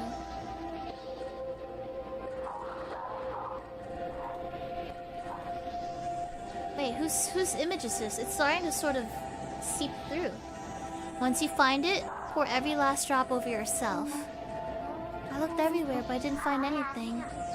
Are you sure that memory is true? Is it not? Were you truly searching for a bottle filled with water? I was supposed to. In that case, what did the bottle look like? Was there a lapis rose on the label? I don't remember. Why are you focused on the bottle? Perhaps you were also a moon child. That would make sense. I was thinking that. Isn't that really rare? Well, it just crossed my mind. No way that could be the case. I should know better than to make assumptions. When you spoke of the fire, you mentioned searching for a bottle of water, no? I thought it may have been medicine instead. A cure for Moonchild, to be exact. I've heard that it's stored in a bottle with a lapis rose. The rose itself is an ingredient. The medicine is so strong that once applied, no fires break out even in direct sunlight. How did you get the medicine then? No, unfortunately, the medicine is priceless, very rare, and difficult to obtain. He wanted to find one for me. Is it also temporary? Or is it a permanent thing?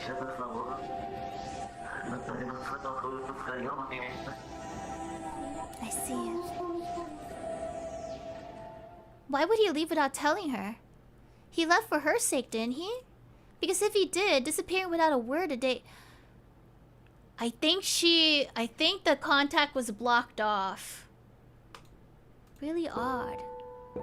Disappearing the day after the wedding, it doesn't feel right.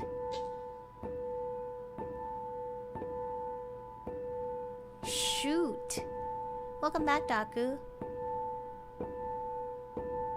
I'm suspicious of her dad. I think he did intercept something. If she ends up... Well, we have to get her to remember. Do we have enough info on her husband, though? I'm going to assume we did. We'll say it. If she spirals, we could probably fix it. Do you know how you disappeared without a word right after your wedding? Is there a reason? Reason? How do you mean? Why would he up and disappear like that? I mean, the medicine was for you, right? Was there a reason he left without telling you? Mary? I have faith in Cyrus. He wanted to find out medicine even a day sooner for my sake. That's why he left a day after our wedding. How can you be so sure? It's a bit suspicious. I love him. My love for him is why. I have faith in him even if he does something strange. I love him enough to know that he had his reasons. Can you understand that? Mary, I'm going to hang up now. All this talk of Cyrus and the fire has taken its toll on me. I'll call you back later. I'm sorry for bringing it up. I believe you, really. I think her dad has something to do with it.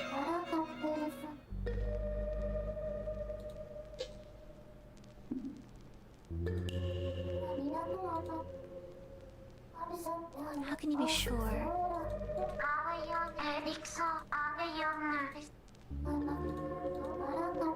I definitely crossed the line back there. Violet said something similar the first time we spoke.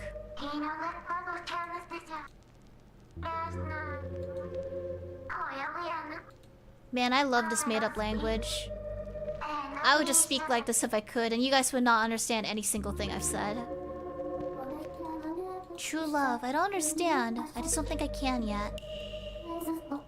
Wasn't Cyrus...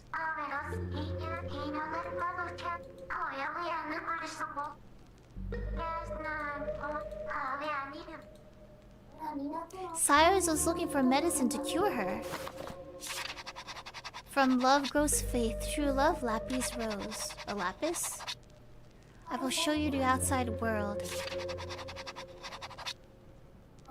I still don't understand why he left without saying a word. I should look into this. What should we call them?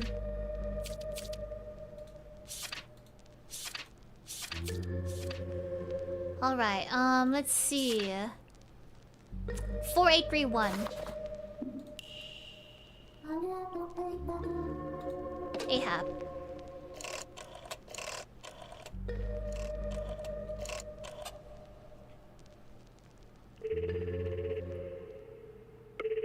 You like Animal Crossing speak? I like that too. Hello?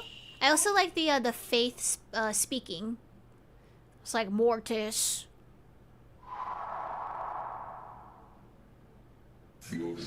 Ahoy there! Got no wind in your sails, eh? Don't tell me. You're having trouble accepting death too. The truth Violet was talking about, what would he make of it? I know this is out of the blue, but what is truth?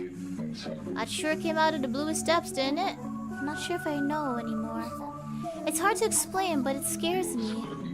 Well, that's a thought and a half, but it's real simple.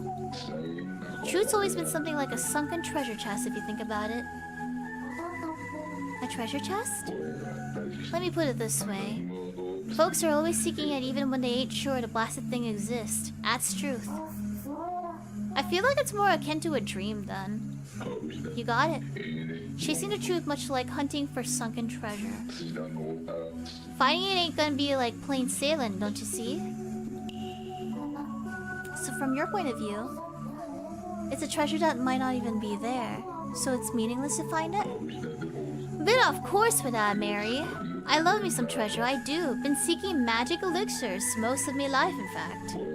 But let me give it straight, it ain't the treasure I'm after. It's the journey. The dream of reeling in the big one someday. Are you saying looking for treasure is more important than the treasure itself? Yeah. Even a police detectives ain't catching crooks just to lay down the law, eh?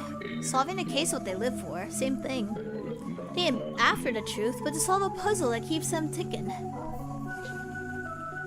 Should I seek the truth then? Here's the thing, Mary. Best thing you do with a question is leave it unanswered. So I'm not meant to solve this? Use the noggin of yours. Not knowing for sure means we can keep on looking forever. But if someone says, here it is, a chest turns out to be empty, there's something left for us to do. You end up lost with no heading. Lost in a sea of despair and at the current's mercy. Gosh. I never thought of it like that, Ahab. I think I get what you're saying. But the thing is, she can't move on. Maybe she just needs that last phone call, though. The music. What happened, Cyrus? What happened? You mean Lucas? What about him? There's someone who wants to learn more about him. Can you tell me what you know? Something about his past, huh? Yeah. I don't know much. He kinda showed up to the port one day, asked him his roots, and he said nothing. Just wanted to leave his country behind.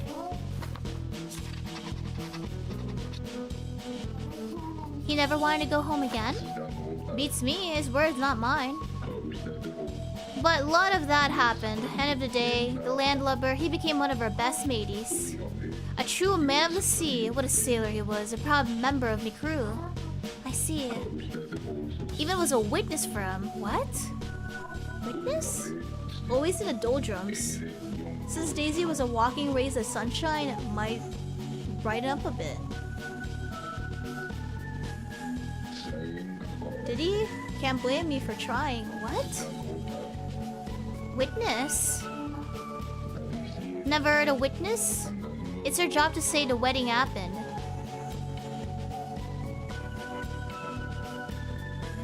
It's her job to say the wedding happened? So that's the brother.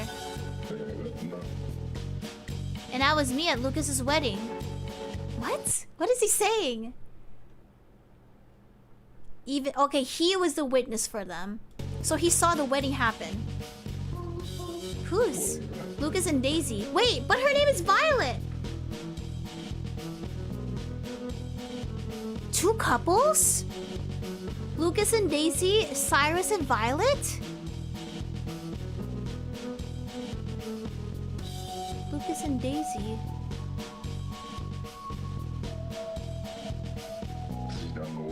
Wasn't much of a ceremony, but it had a ton of heart. Who's Daisy? His wife. But he was also like... Lucas's old name was Cyrus. But then why is this... Isn't his name Violet? I don't want him to cheat. He's married to Violet Anderson. Heck no. Her name's Daisy. We need to talk to the detective.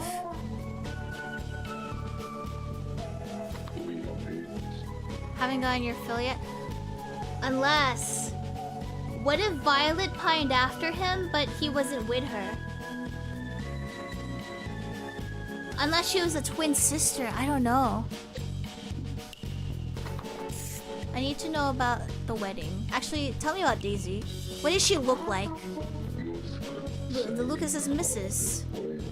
I haven't gotten your fill yet. He doesn't want to talk about it. His wedding? What? The guy looked happier than I'd ever seen him. Whole crew was tearing up, celebrating the happy couple. Lucas's vow was an absolute beaut, I tell ya. I refuse to lose my family ever again. I'll protect you forever. Never could tell what Lucas was thinking, but he treated Daisy like a queen. Daisy? Yeah, I was wondering maybe she deluded herself too. Oh no. What could that mean? You sure you know Lucas at all? You ain't digging up people's past for a hoot and holler, are ya? Haven't got your fill yet. Do you know about the Lapis Rose? Was it a Lapis Rose? He went missing for years trying to find it, didn't he? A Lapis Rose? Think we got some wires crossed somewhere. He was looking for medicine, never said nothing about no Lapis Rose. What? He wasn't looking for no rose either. He was looking after plain old flu medicine.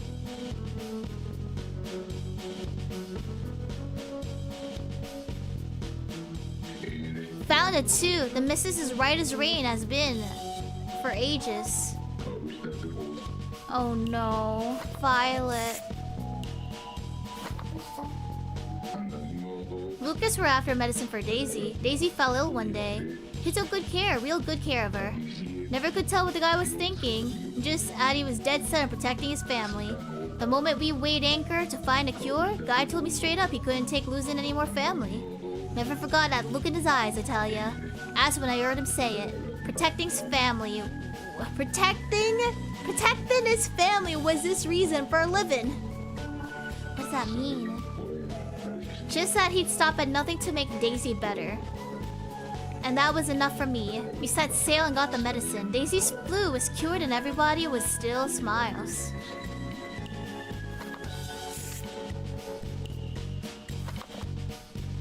Don't you know about Violet?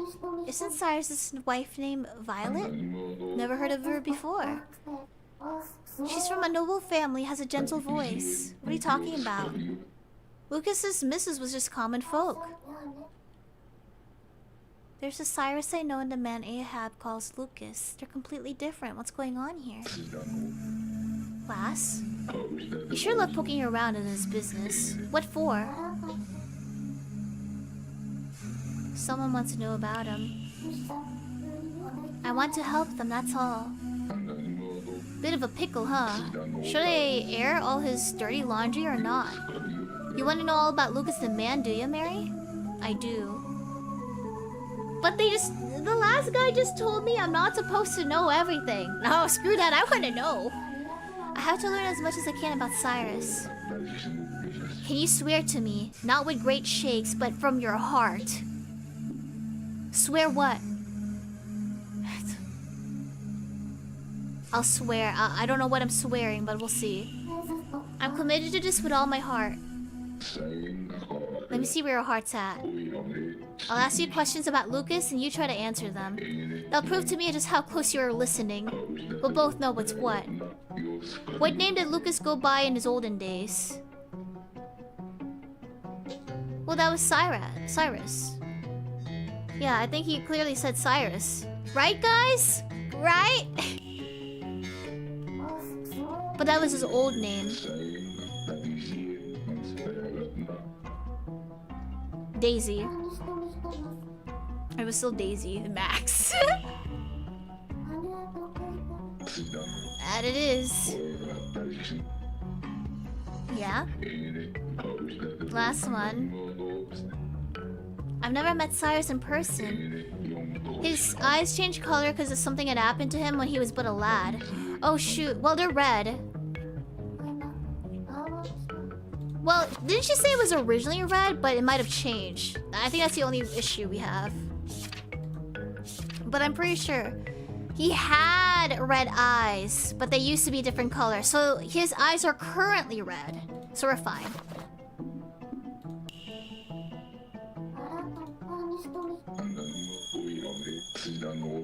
I wonder what his original color was. Whatever it was still hurting him, no doubt. You lent your ear, you did, and I couldn't be happier about it. Here's what I heard from him. Our paths first crossed around 3 years ago. On a small pier, to be exact. That guy said he wanted to leave everything behind. Asked him what he meant, but I never got a straight answer. Only he'd accomplished what he'd always wanted since he was a wee lad and then left the country. Said that he'd do all he can do at the time. We'd put out to sea, but his eyes were beyond the horizon for hours at a time. Thought we were kindred spirits of sorts. Here was a guy who'd lost his head in venturing out to sea, just like me way back then. Couldn't just leave him there, you know? A guy in a rut like that needs work to do and friends to do it with. So I brought him aboard. And once you're on deck, everyone's friends, and there's a boatload of work to do. The guy was nothing but persistent. Loose rope could have been piled in a heap, but he got them all done one by one. Waves turned to death. I think he tried to distract himself. He was far from a chatterbox, but he was easy to read as a brick. But there ain't no bad eggs in folks like that. And though there was one at one time, he got drunk and spilled some beans. Apparently a well-to-do family took him in. Wait. Oh, he was adopted! Wait, what? He wanted to get close to certain noble folks. Was he a thief? Why would he... Never told me that part. Just that family was his reason for living.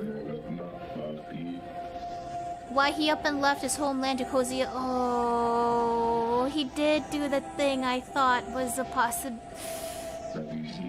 The fire in his eyes that day, I'll never forget. He said he had finished something that day we met. But it looked like something was still smoldering away under the surface. I think he felt bad.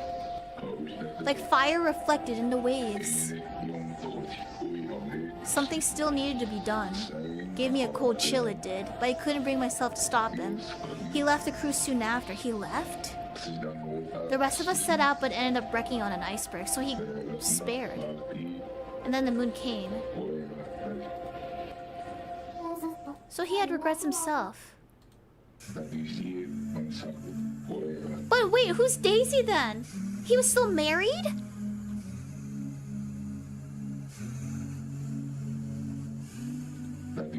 Lucas set off somewhere with fire in his eyes so he could finish one last thing.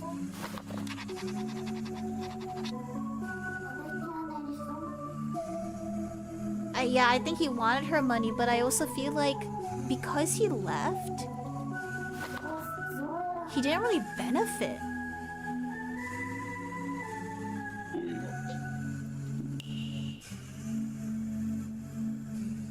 He was adopted into a family. He had a missus named Daisy. Oh, this is fricked up, man. They said completely different things. Oh, he's not hot anymore, guys. He went by Cyrus when he was with Violet, but he went on by Lucas with Ahab. Ahab met him after he changed his name. In the unfinished call, he said he had to keep his promise to Violet. That's why he left. I think maybe she still became family. But from what Ahab said, he left after he'd accomplished something and wanted to leave the country. Even a wife's names are different. Maybe he already gave her the thing? I was sure he was married to Violet, but Ahab said he was married to Daisy. Two different people. His eye color changed after the incident. Like how he left Violet 3 years ago. That's when he met Ahab. But the eye color changed. There must have been some traumatic event where his eye color changed and his personality flipped or his memories got messed up. Getting too close to certain nobles. Marrying Violet? Oh no. Ahab did mention that. Cyrus wanted to get close to certain people. Didn't something happen to Cyrus when he was young? Wait! The servant who was accused of a crime! I bet that was his family! And he's been orphaned, which is why he wanted to marry Violet for revenge, but Violet's innocent in all this! The color matches fire! Why are their stories so different? I have no idea.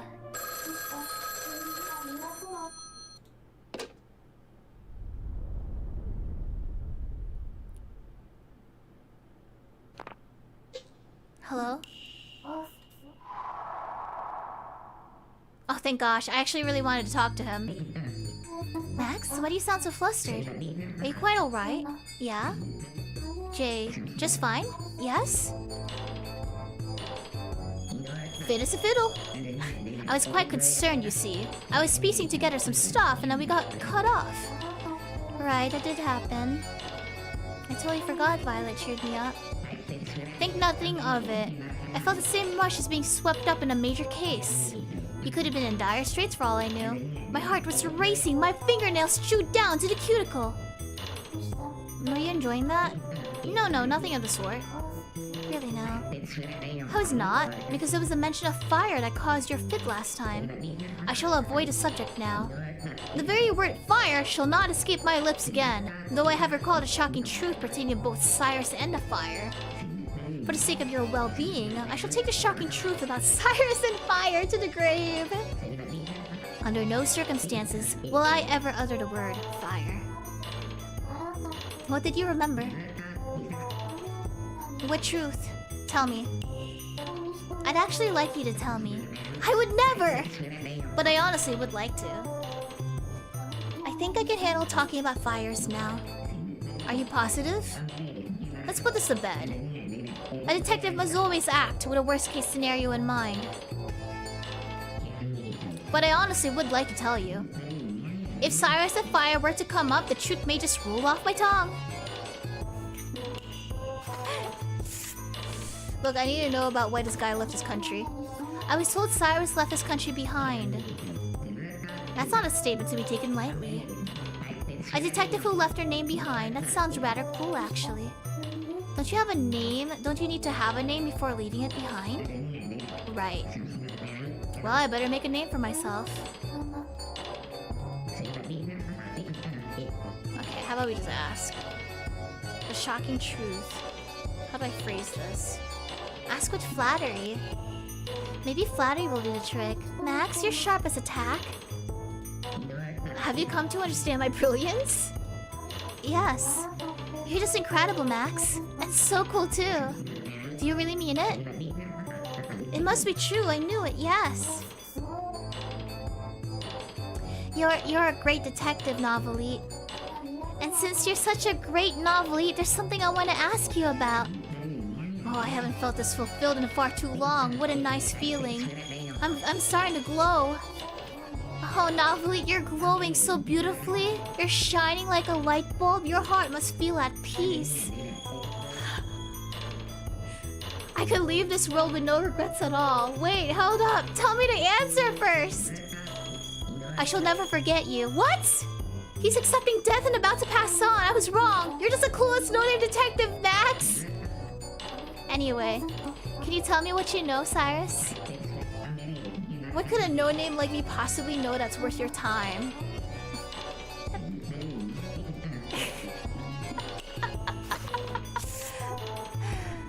Can you tell me about red eyes at least? Right on the nose, Miss Mary. Cyrus saw it all happen with those eyes as a boy. Wait, did he work with her? It was an incident I investigated. It was fire. Precisely. Are you able to stomach this topic now? I think so. Well, why didn't you say it sooner? Well, anyway, I'll give you the details. There was, in fact, a house fire. But this was no ordinary house fire. It was arson! What? As a young boy, he witnessed Lady Violet's home go up in flames. Do you understand the implications of that fact? It means that Cyrus was present at the manor in his youth. Not a single soul realized it when he married Violet. Everyone assumed the couple met for the first time as adults. No one in their wildest dreams could have imagined it. That Cyrus was actually...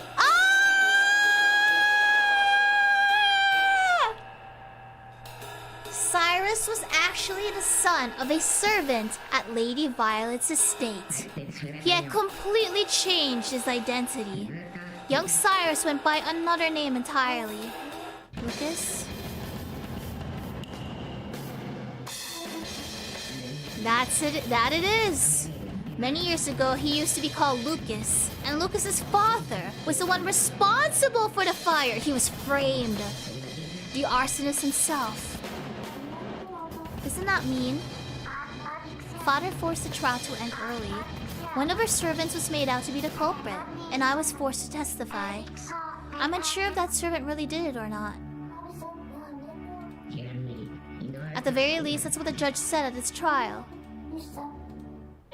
The fire Violet went through as a little girl was assumed to be arson in court, and then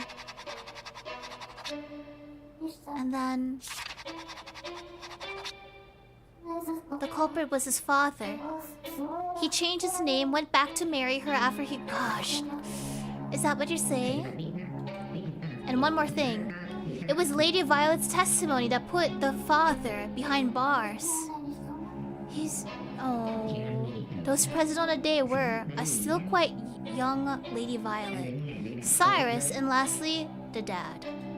No others. Lady Violet was called to the stand, and she spoke of who she saw that day. She said she saw Cyrus's father.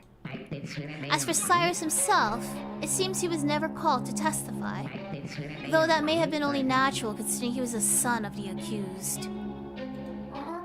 Then if Violet hadn't said that, then he would have walked free most likely, until his name came up in the investigation. Lady Violet herself was a prime suspect. Many believed it was an open and shut case of a moonlight child. But as the incident happened at night, that would have been impossible. What happened next? The dad became the prime suspect.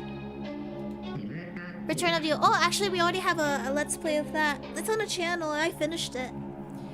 The case was closed with him as the offending arsonist.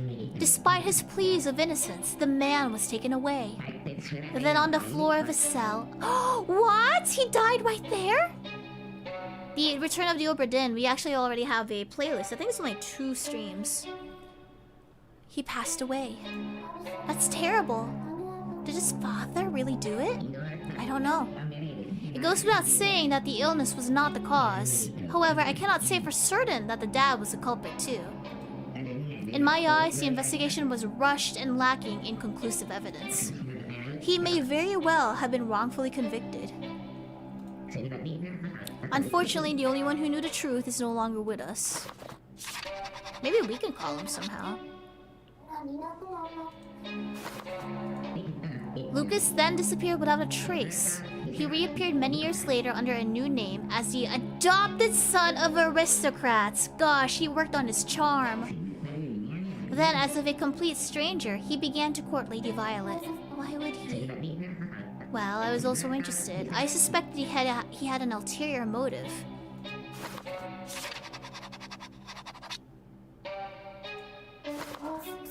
She fell in love with him.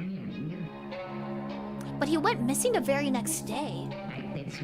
I refused to believe the case closed, so I kept tabs on events surrounding her. Just before the apocalypse, I caught wind of his location. I went to speak with him even. I never got the chance to speak with him. He returned to the manor at the very same time I journeyed to his abode, almost as if to outwit my efforts. What? He was nowhere to be seen at his home. Only a woman by the name of Daisy was there. What if Daisy is actually his sister? It was she who said Cyrus had gone to his childhood home. I haven't the slightest idea. He went back to... Yeah, he still went back to Violet before the moon fell. But why? What was the unfinished call? This doesn't sit well with me. It's one of the cases I failed to solve. He went full Monte Cristo, he did. Rockmani, welcome back. Can you deduce what happened that day? Okay. I will. I'm counting on you. How come you know so much about this? At first I just happened to catch wind of the fire. But at some point I felt like I didn't want her to suffer. And then I was chasing all sorts of leads. You can relate, can't you? I guess so. I guess you're similar. Alright, well, put down the phone. I want to know if Daisy is actually his real wife. Maybe it was a misunderstanding and she's just like a sibling. He spent time at Violet's manor as a boy, but he kept it a secret about courting her. Because if he really wanted to use Violet, wouldn't he have stayed and sucked up her money? But no, he immediately went on a On a search for a flu. Or maybe the Daisy thing got in the way of it. The captain was also at his wedding. That's true. Unless she has dementia. Unless he has dementia. Because then why would the captain be invited to the wedding? Wouldn't you keep them separate? Unless he was at the wedding of Daisy. So he was already married then. Okay. Yeah. He was already at the Daisy thing. He left the very next day. I still don't know why he left though.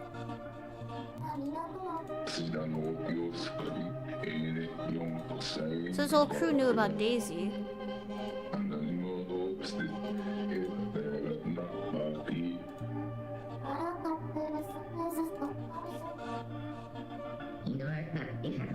Yeah, why did he still come back for Violet? Maybe it was because he felt bad?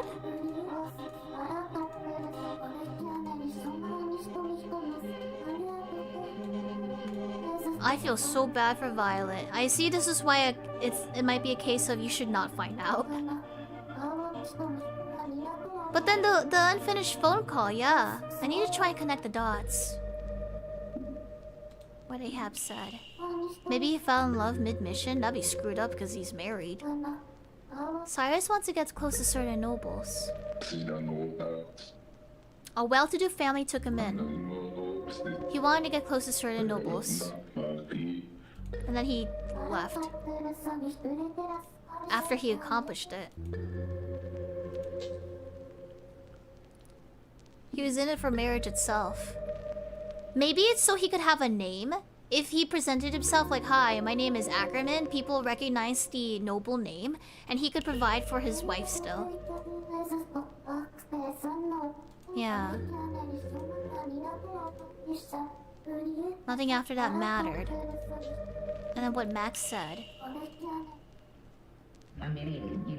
Cyrus was present at the manor in his youth. Maybe he was gonna divorce Violet after, because he already had the name and he didn't need it anymore.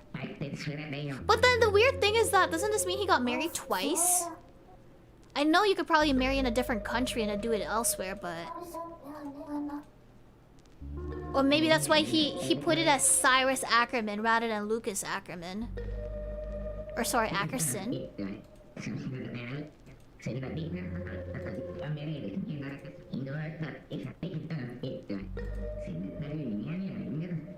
She was 8 when the firing trial happened. Yeah.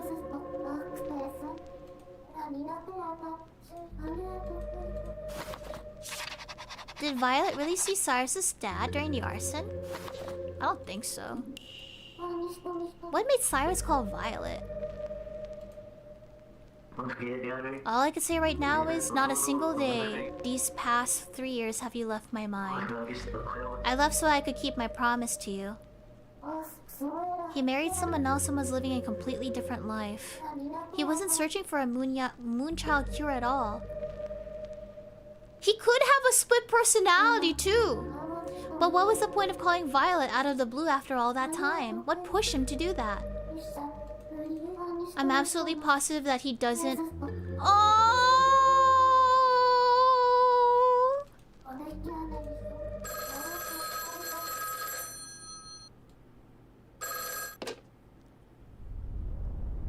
He found someone else during the 3 years, maybe? I think that might have happened.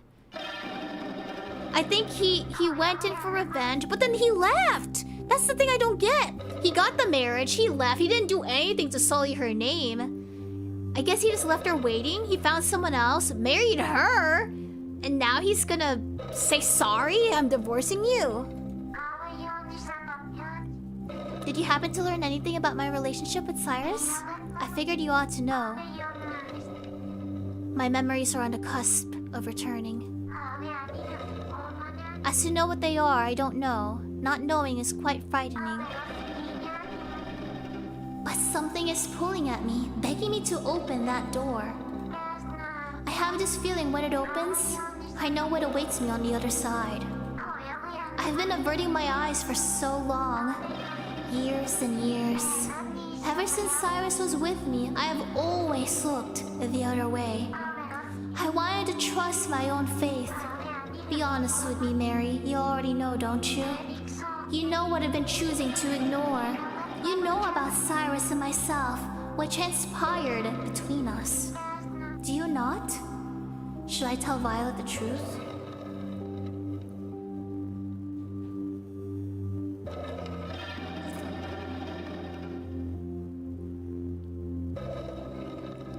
We have to get her to pass on. She has a right to know, yeah, it's true. I feel like this is that show, like Catfishing? Catfish?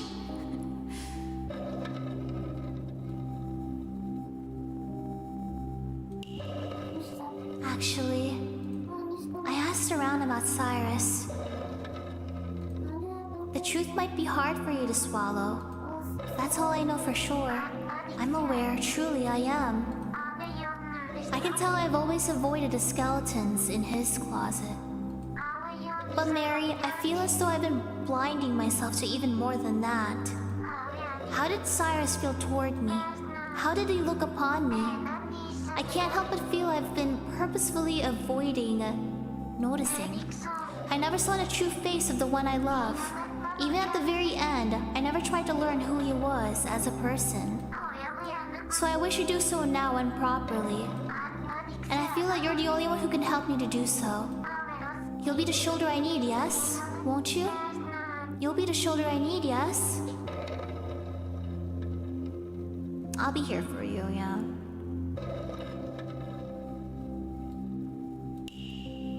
Okay then, I'll be here for you as best as I can, Violet. Thank you, Mary.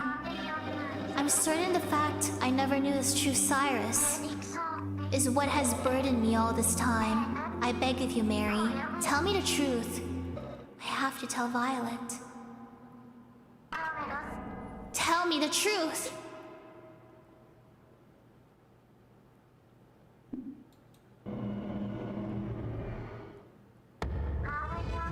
Mary, give me the honest truth. What was Cyrus doing after he left my side? Where and what was he doing?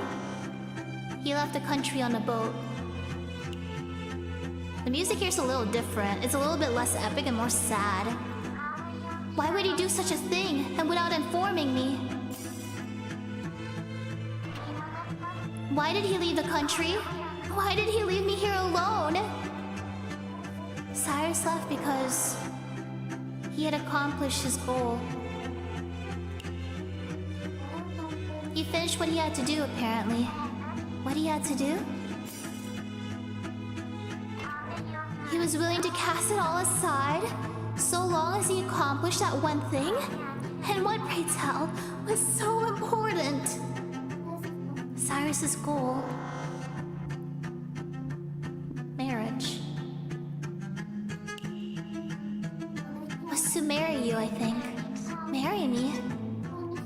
Marrying you was all that mattered, but not the life, the money, or status I came after. That's the only thing I can think of. It wasn't Cyrus's heart that brought him to you.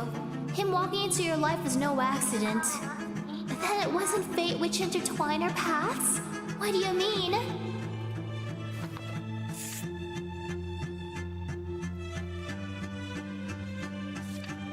It's still this chapter, actually.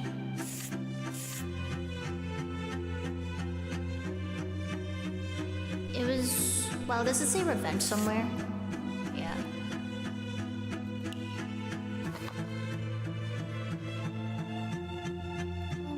He approached a noble with a certain purpose.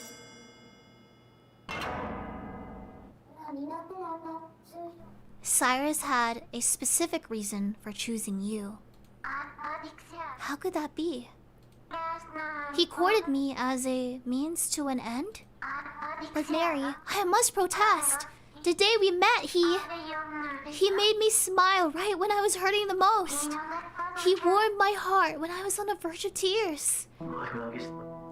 Hey, you there. Pay those dolts no mind. What? Calling you a vampire, a witch, or whatnot for their own entertainment? They're scum. Who are Sorry for starting you like that. Just wanted to offer a kind word. I saw you scamper off after all those off-putting comments. And well, I just couldn't stand there. Thank you.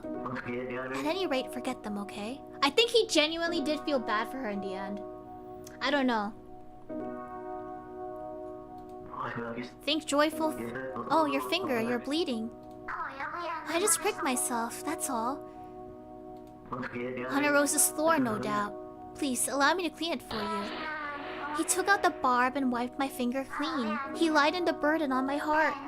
Are you saying the words that comforted me that day were all lies? That the Cyrus I knew was an act? Even his wedding vows? Him swearing his undying love to me was nothing but a falsehood? Perhaps it... But still, Cyrus went out to find medicine for my sake.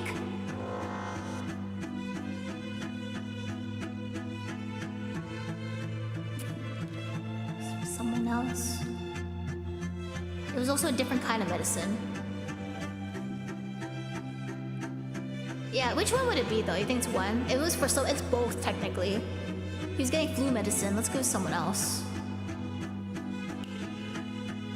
The medicine he went looking for wasn't for you. It was for someone else. That can't be. Even that is so. Cyrus is my husband. I'm still the only person who can call herself his wife. Wait. Was there any witnesses to her wedding? If there are no witnesses, then it's just kind of like a symbolic gesture, not serious. About that.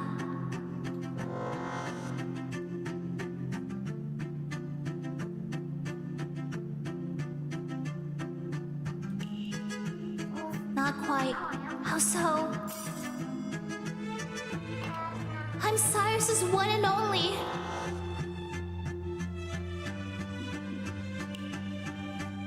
You're not the only one. I'm not? You're not Cyrus's only wife. Does that mean...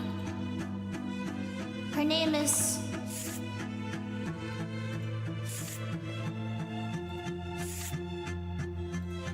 Where's Daisy? Here.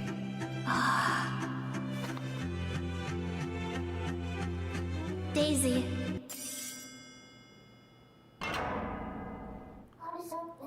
Cyrus married Daisy after he disappeared. He what? Explain. He married another woman. But then, on that day... it's finally here. The day we've both been waiting for, Violet. I feel as though I'm walking on air. Truly, from the bottom of my heart, I'm happy. Happy to have met you, happy to be with you, and happy for what lies ahead. I never dreamed a future like this ever awaited me. Me who spent my days in a cramped, dark room with nothing but tears and despair for company. And yet, here I am walking the halls with you by my side. As am I. Nothing could rival this joyous day, save for the day we met, of course. If only I could turn back time and tell my younger self, endure just a little more, and a day more wonderful, more perfect than you could ever imagine is waiting for you. Someone who understands you is coming. Let a dream come true. Let us be on our way, Violet. That cake isn't going to cut itself. Excuse me, my appetite is nowhere near that ravenous. I can still clearly remember his warm embrace. As if he's still here with his arms around me. He always smiled when he pulled me close. And yet... What was Cyrus after the whole time? Why did he walk into my life at all? Who is he, really? Do you remember the fire, Violet? You mean what happened when I was 8? What does that have to do with this? It's important. I think it's important. How could that be? You see, Cyrus is a fake name. His real name is something else. Even the name of the man I love is false? Mary, tell me, what is his true name? Lucas. His real name is Lucas. Lucas? That cannot be. His name? But that's the name of... I'm still not completely sure, but... if he is Lucas, then... that's right. The servant's son. He's the son of a servant at your estate. The whole time he never told you.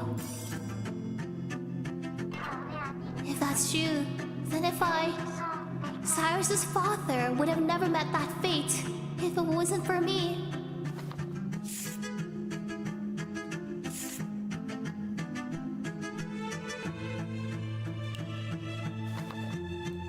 Violet's testimony. That's right. It was your testimony that sent his dad away. Don't be absurd. Hey, who did you see? Out with it, girl. Are your ears for show? Oh no, they're brutally interrogating her too. I only saw a shadow. How big was it? I don't know. It was late at night, but it was big, I think. Big? Man or woman? A man, most likely. And how would you know that? Because it was so big. To me, it looked big. A big shadow, you say? The biggest you've ever seen, Like that mountain of a man working for your family. Everyone's seen him before. How big was that shadow compared to him? Bigger or smaller? Speak up now. I don't know. It's about the same then. It might have been. Then that servant is our man after all. That's not what I meant. So you've been lying this whole time? Listen here, little girl. Lying on the stand is a criminal offense. Do you understand me? If you're lying, you'll be put away too. So which is it? Be clear now. She's only 8, by the way, at this scene. I'll cuff you right now if you're lying. Is that clear enough for you? I'm not lying. Then you saw that servant, didn't you? I think so. His father was arrested right after I made that statement. I honestly didn't know. I cannot say the shadow I saw that night belonged to his dad. But for some reason, I didn't say, I don't know. I very well may have seen someone else entirely. This is all my fault. If I had clearly stated I didn't know it was his dad, none of this would have happened. My memories have returned, Mary. What happened between Cyrus and myself, every detail. Why he wished to court me, how he accomplished his goal in the end. I remember all of it. Cyrus's goal.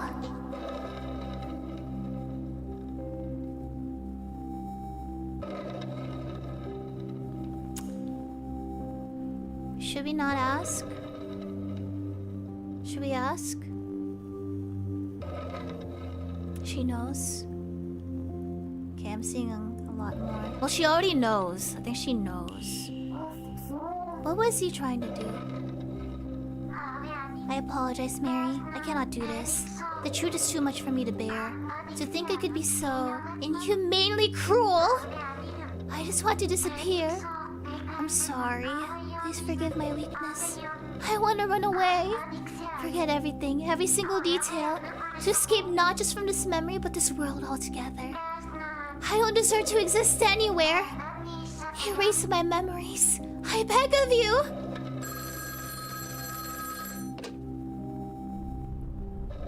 Wait, but there was a last phone call still.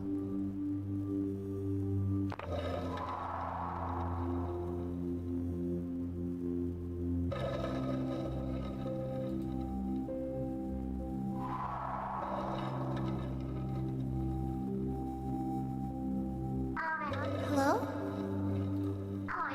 Oh, come now, don't play coy with me. Say something. Violet, it's been ages, hasn't it? Cyrus? Is that you? I should have contacted you much sooner. Please forgive me. Oh, Cyrus, it really is you.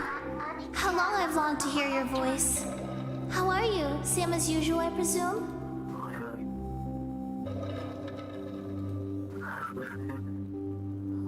It's been ages, hasn't it, Violet? It's getting harder to hear them. Is that you? Violet? It's been ages. What's happening? The unfinished call is breaking up. The mechanism behind this unfinished call. When did he get back? This was a world Violet wished into existence. He never called her, but he still went to her house. That unfinished call we were privy to before was not the real call. It was all fabricated by her imagination. Now that her memories have returned, the veil has begun to peel away. The veil. Now the true unfinished call can begin. None of this call was real. The last words Violet spoke in her life, what were they?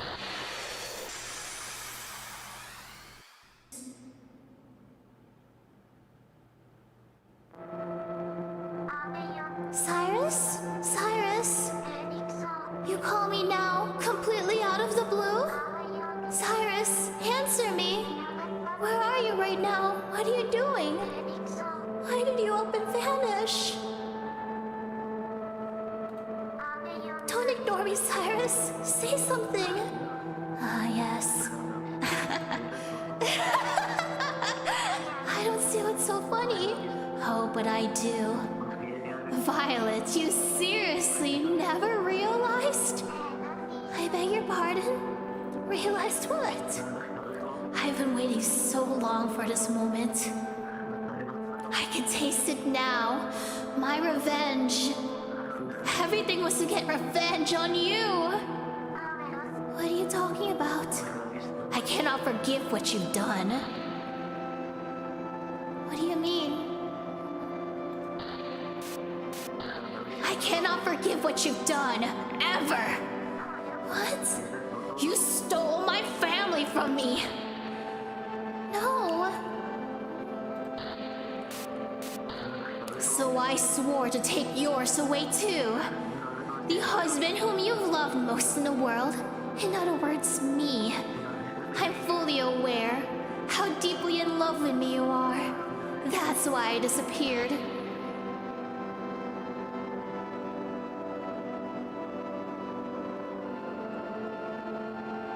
Violet. Don't listen to him, Violet. I wanted you to feel the pain of losing the family you love, so I left you behind. What? What are you saying? Why would you take revenge upon me? I'm rather certain our paths will never cross again. After all, I have a new wife and beautiful children to keep me happy. The least you could do is wish us the best.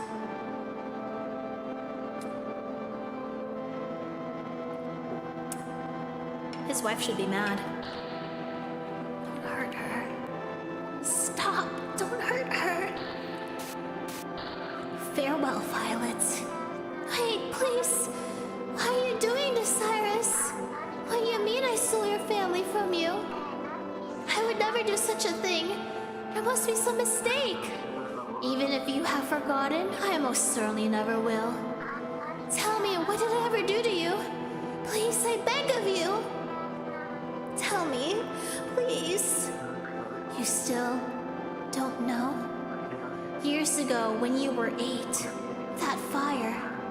The one who set that fire that night was other than you, Violet. You, the Moonchild, burned down the house.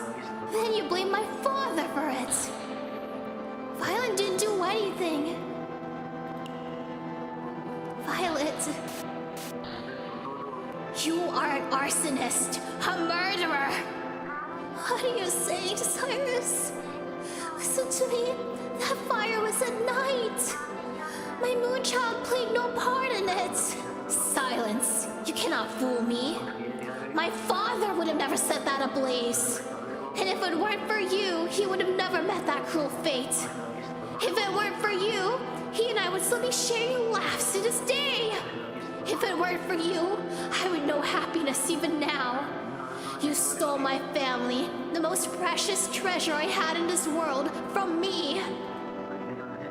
Violet Ackerson, you are an arsonist, a murderer. You know my true name by now, I assume.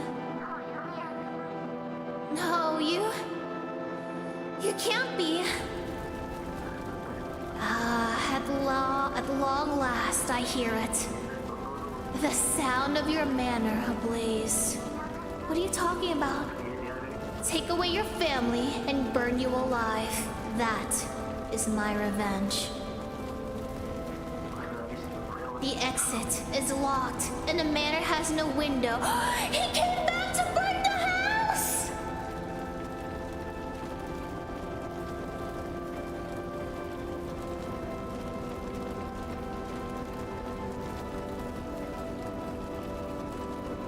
The manor has no window. You have nowhere to run. It's time you felt my father's fury. It hurts! Why did it have to turn out like this? In that moment, the moon fell to our world. I don't believe it. The truth can't be this cruel. I don't believe it. Mary. Hamlet. Unfinished calls only reflect reality. Do you understand now? This is what was truly said that day. But this is just... Cyrus approached Violet to exact revenge upon her. That is an undeniable fact. Every one of his wedding vows were false. That's just too cruel.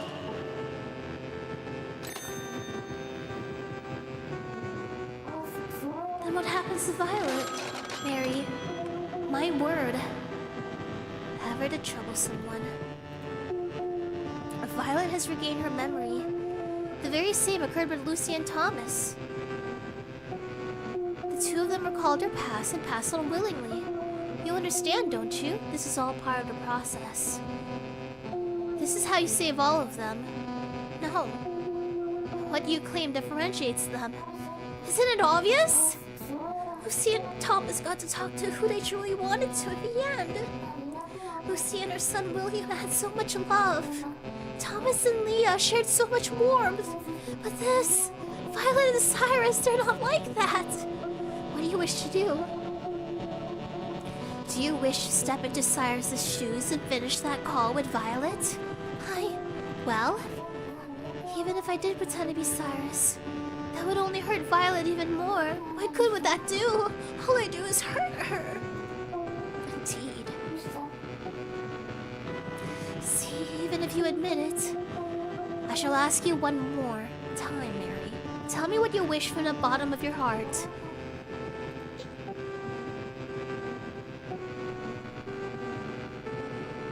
I still want to help her. I want to help her. I can't just leave her. The phone is not to be used in such a manner. You understand, do you not? Very good then. I'll be on my way. Mull it over while I'm gone, won't you? What it is that you should do next. You can't go now. I can't. I have to give up. Do I really have to? What do I want to do? What can I do to help Violet?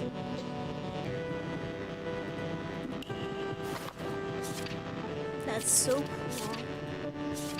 659.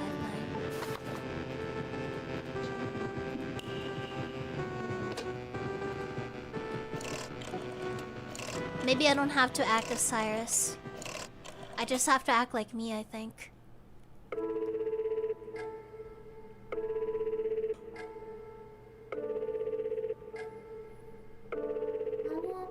Violet. Violet, please pick up. Violet? I've learned just how important knowing the truth is. I thought our lives were full of things we were better off not knowing. That if the truth would hurt, it was better to forget it and be happy. I'm sure I burned myself learning the truth plenty of times too. That's why I thought I'd willingly cut things out of my own memory. I wish I was there to help you, that's all. Really. If she does answer the phone, what do I say to her? Look at me, calling someone with no idea what to say. Violet? I don't know what I can do. I'm so scared right now. I want to run away, but... Violet, pick up.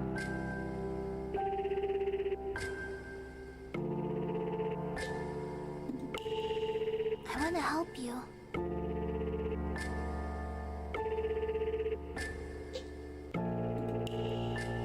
I won't leave you all alone. Violet?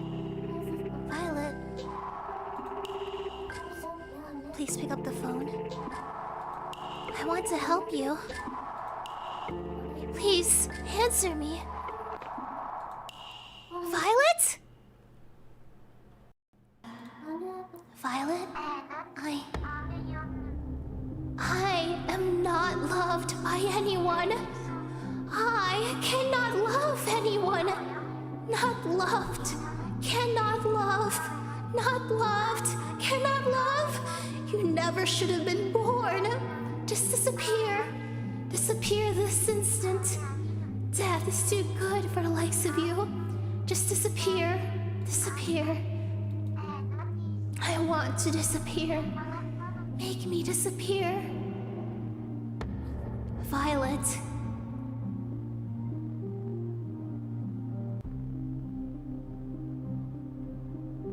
Please don't. We love her. I don't know which one's best. Please don't. She is very capable of loving others still. Maybe... I think please don't's kinda neutral. Yeah, 2 or 3. I'll go... Maybe we're gonna go through all of them. You can love others still.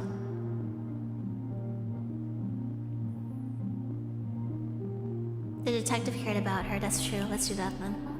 You're a wonderful person who is loved by so many people. You can love others. You love with all your heart. Please don't disappear.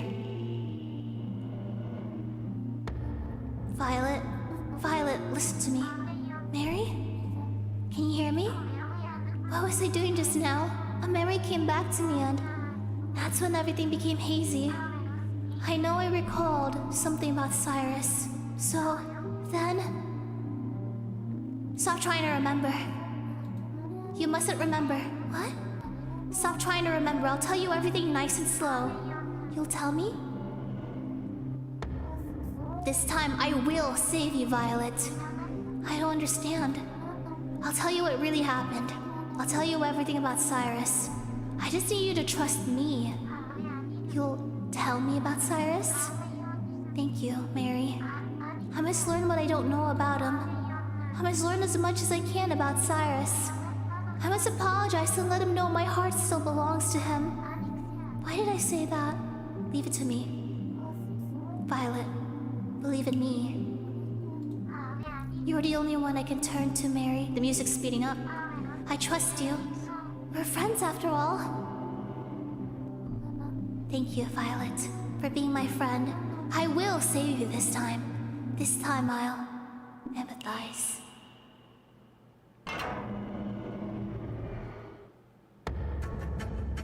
What I have to do is keep lying to Violet. Otherwise she'll be trapped in this negative spiral forever. I have to keep lying.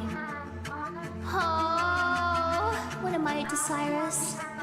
Was there never any love from the beginning? Oh my god. Oh, we have to lie to her because her route's too different from the others. Oh. You have to empathize. Sometimes lying is... okay. Of course there was. Violet, why would you ever think that? Of course, I don't know what came over me. But then why would he disappear the day after our wedding? To find medicine for you. He left on a journey just for you. It was to find medicine for my sake? but something doesn't seem right. If that were so, I don't believe that he would depart without a word. He wanted to find it even a day earlier. Really upset over your illness, he was fixated on curing your moonchild even a day sooner. He cared that deeply for my well-being, huh? Moonchild medicine. But Mary, what medicine is there for a moonchild? Just what was he looking for? He was looking for something called a lapis rose.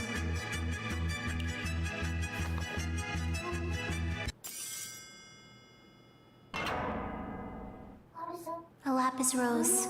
He was looking for a rose the whole time. It's the main ingredient for the medicine.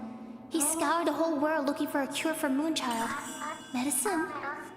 Looking for it. For whom? From whom was this medicine intended? For you. For me? Are you certain? Was that medicine meant for me?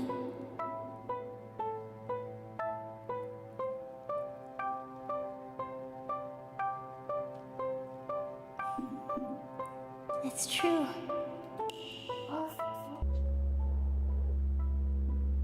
Believe me, Violet.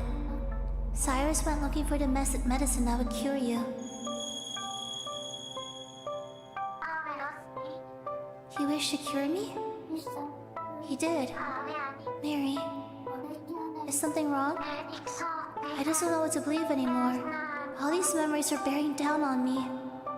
It's okay, Violet. Mary, why didn't Cyrus contact me even once while he was gone? Did you forget? He called every day. Cyrus called you almost every day. Then I was right. Of course he did. We were in love. What a relief. We were in love, weren't we? That much is true. He proposed to you. You remember the Rose Garden, don't you? That's where he asked to marry you. He proposed to me. Even beyond the grave, I'll never forget his words that day. But Mary, I'm still not sure. Did he truly love me? He did. Of course he loved you. Really?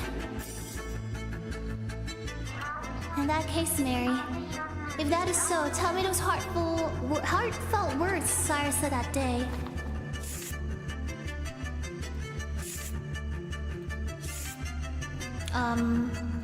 Promise.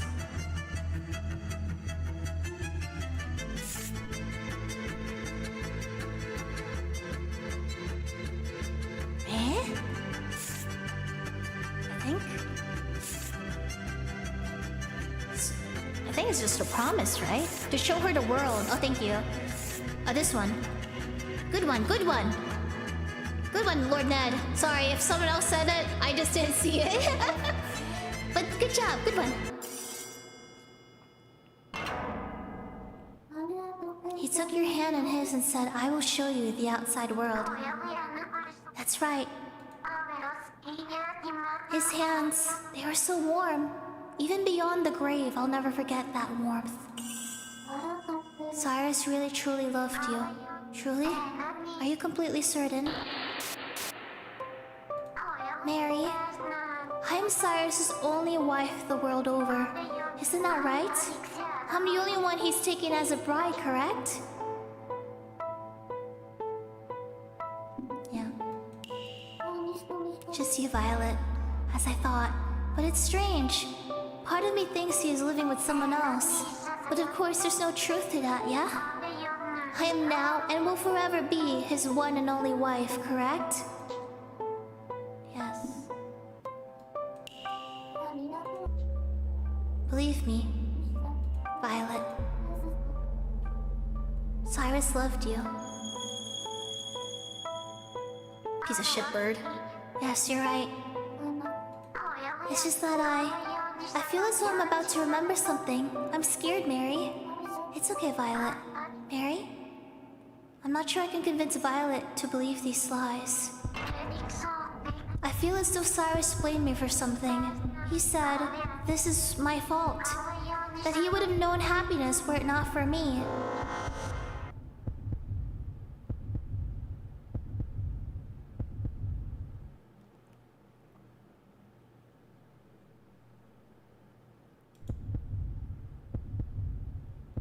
Cyrus would never say that. We have to empathize.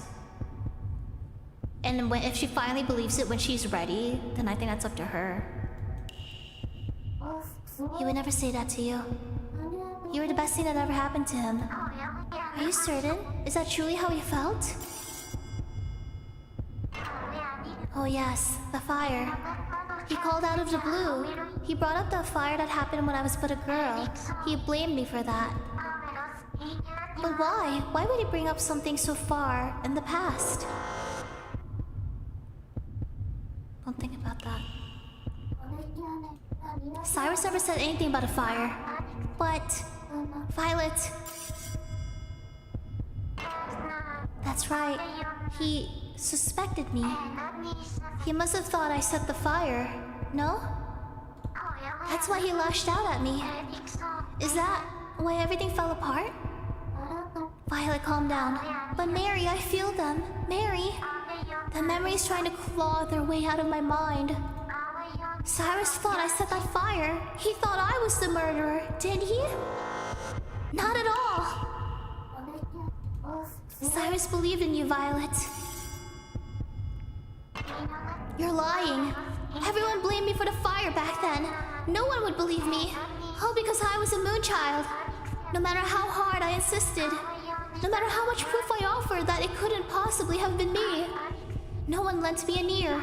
The fire occurred at night. I didn't do anything. Yet I was the prime suspect. The court, the police, the servants, even my own dad. They all thought I was the true culprit. Not a single person took it. There was one. How can you expect me to believe that Cyrus was any different? How can you claim that Cyrus was the only one who believed me? Because the two of you are the same. Cyrus felt just the same as you did, Violet. That's why he believed in you. His feelings, the reason Cyrus took your word is... faith. From love grows faith. From love grows faith. Because he loves you. He believes you because he loves you. He always took your side because his love for you ran so deep. Cyrus took your word no matter what because he loved you with all his heart. Truly? Did he truly believe me? If that is the case, then... why are these memories surfacing within my mind? I spoke with him over the phone, moments before the moon fell. Why, Cyrus? Why didn't you love me? Did you ever truly love me at all? The phone cut out.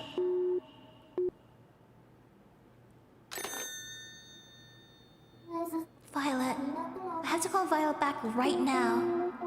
This is your answer. I shall assist. Follow my instructions, Mary. Pick up the phone.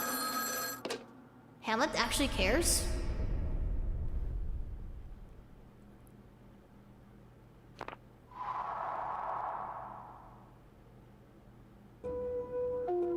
From here on out, you'll be connected to her unfinished phone call. However, it will be nothing like the ones before. Listen closely now. I want you to recall your exchanges with Lucy and Thomas. Oh, jeez. Lucy and Thomas?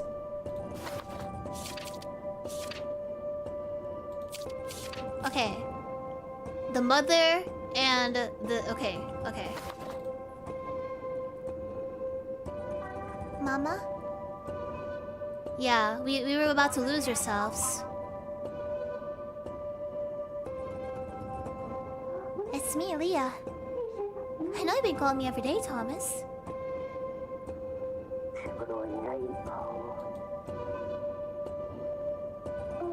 You used that very phone to grant them a possible future. One that could have been real. Indeed, to use light as a metaphor, for example, as an observer, you merely watch light of density travel a straight line down an unfinished path. That is the true form of an unfinished phone call. In Violet's case, however, rather than an observer, you must intervene as a participant. So I have to reflect it. You must bend a destiny's light. A future where Cyrus, his heart ablaze with revenge, regales Violet with sweet words of love. Such is simply impossible. But even so, if you are desperate, your only option is to create that impossible future. Rather than the plausible futures, I have to grant her an impossible one. But how? Through words alone. You are going to take Cyrus's place, so what is it that you would tell her? Obviously it'd be, I love you. I want to take his place and tell her I love you. Then you must continuously convey to her the thought I love you and nothing else. However, this act leads to an impossible future. You'll be saddled with a hefty restriction. You'll be limited to the phrase I love you. No other words will be recognized. Oh. Such a severe act, equally severe cost to both you and Violet. Something painful will happen to me? Undoubtedly so. You must be willing to bear it. It's fine. I want to tell her I love you loud and clear. As Cyrus. Only those words can save her. I believe.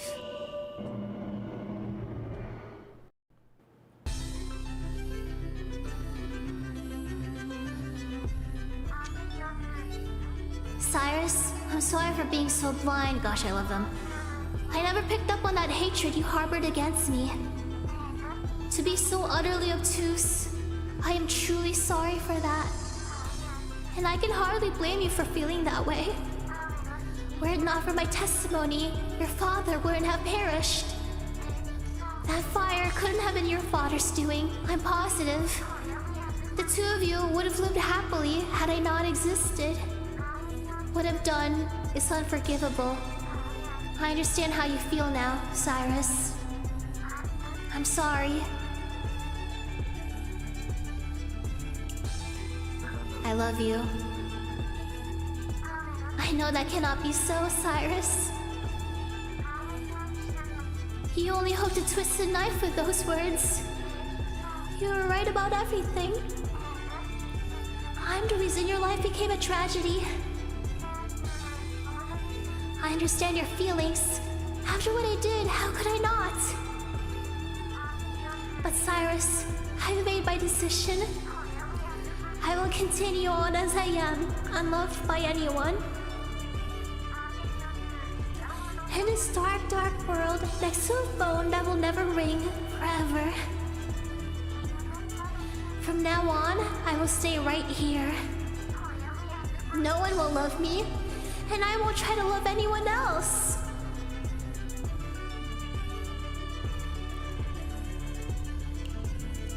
I love you. Those words are so very painful to me, Cyrus. Never in my wildest dreams did I think those words would hurt so much. Please, don't say that you love me ever again. My heart, it hurts. Why did it turn out like this? It's almost like I'm carrying out Cyrus's revenge for him. Didn't I tell you, Mary? You're attempting to recreate an impossible future. Then I can't change her past or her memories? The past is set in stone, and memories cannot be erased. Then how am I supposed to save her? You must keep hold of the phone. There's no other way.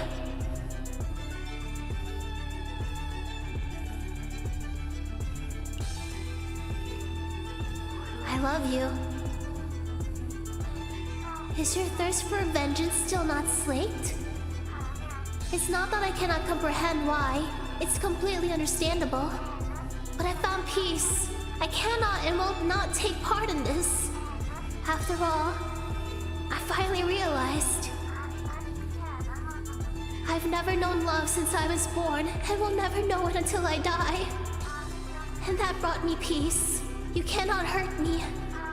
I'm at peace. This life I've lived, I was never meant to be loved by anyone.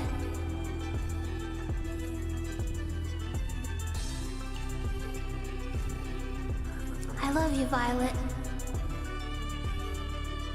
Tell me, what is love? Is it a requirement? Is it taboo to die in solitude? I mean, you clearly do not love me at all. But I loved you so deeply. Listen to me, Cyrus. I've left it all behind. My memories of you, my past, my love, my everything. None of it ever happened. None of it. Cyrus never proposed to me. My hands never held his. Don't forget. Don't forget. Don't forget. Make Cyrus disappear from my mind, please. Erase him. Don't forget.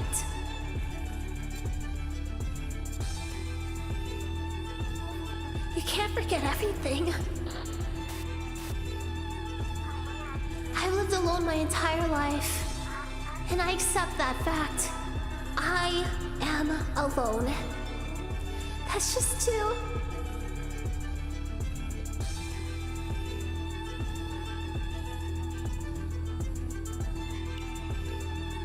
I can't do this anymore.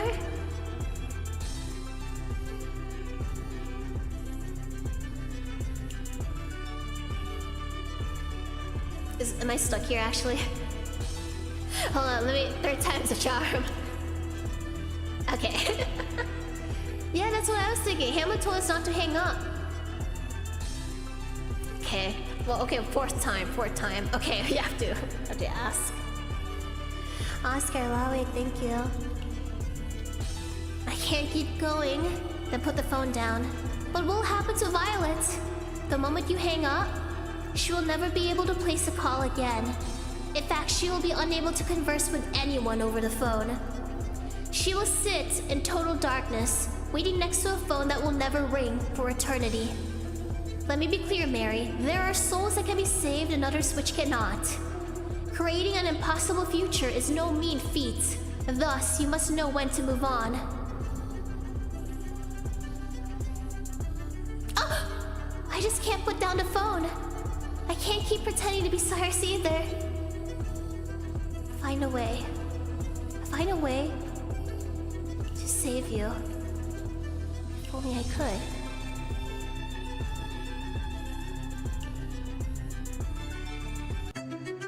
Violet, I wanted to find a way to save you.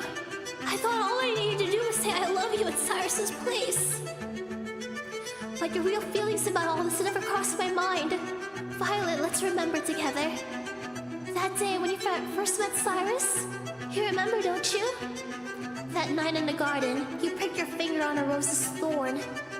Cyrus came up to you and took out the barb, didn't he? The pain was terrible, but he cleared away the blood. You told me all of this yourself, remember?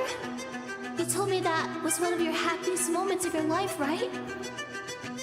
Let's remember how that felt right now. No matter what, I don't want you to forget it. The pain in your finger, your joy and his kindness. Let's remember together.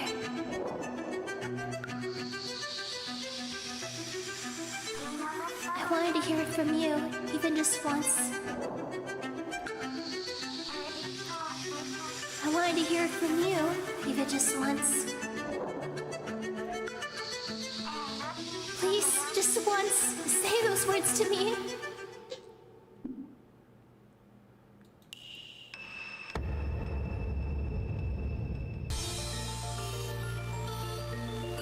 I love you. Cyrus, I love you from the bottom of my heart. But Cyrus, you think I bear a grudge against you? I do not. Not at all. Why not? You know how despicable I am. Because I have faith in you. Because I love you. I love you so much. And as proof, I finally found a medicine that will cure your condition. With it, you can leave the manor as you please. You will no longer need to shy away from the sun. Let's go see the world. Everything you've ever wanted to see, I will show you. I will guide you across the magnificent world that awaits outside these walls. The sparkling sea at midday, rays of sunshine in the morning fog. Vast plains of grass swaying like waves, basking in the sun's light as far as the eye can see. Rain alight with evening's orange hue. Books and dreams cannot compare to the real thing. And I want to help you see that with your own eyes. Cyrus, thank you. I miss you.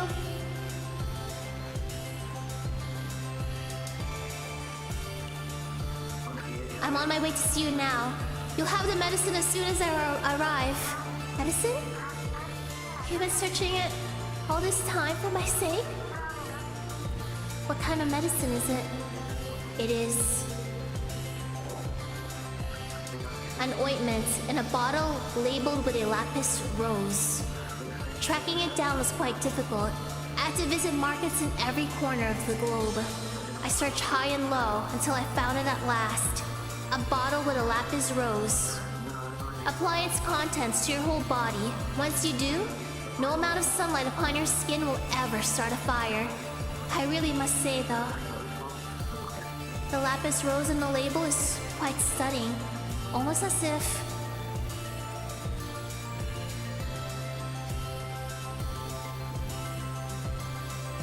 I don't know this one.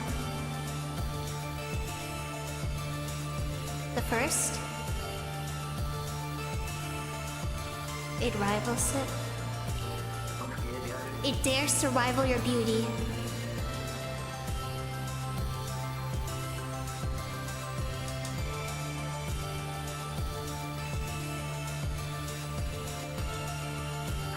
Cyrus, you see? The lapis rose printed upon the bottle. It is not a flower, but coral from the ocean floor, which resembles rose petals. You boarded a ship and went far away to find that coral, didn't you? But it's okay. I mean, even so, you are still Cyrus, are you not? You are my Cyrus, yes?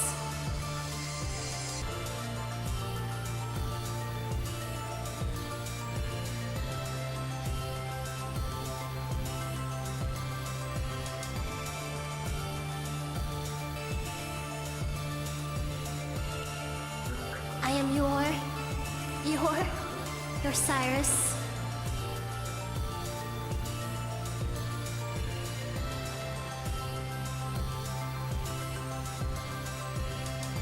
It's better this way. It's better this way. The baby's so happy. Oh, thank goodness. Thank you. Does your heart not ache? Lying so? I'm so happy to think there was someone out there who cared this much for me. I'm glad I was born. And to take this feeling into death is a joyous thing indeed. Thank you, my first and final friend. Wait. I bid you farewell, Mary. Goodbye, Violet. Thank you, Violet.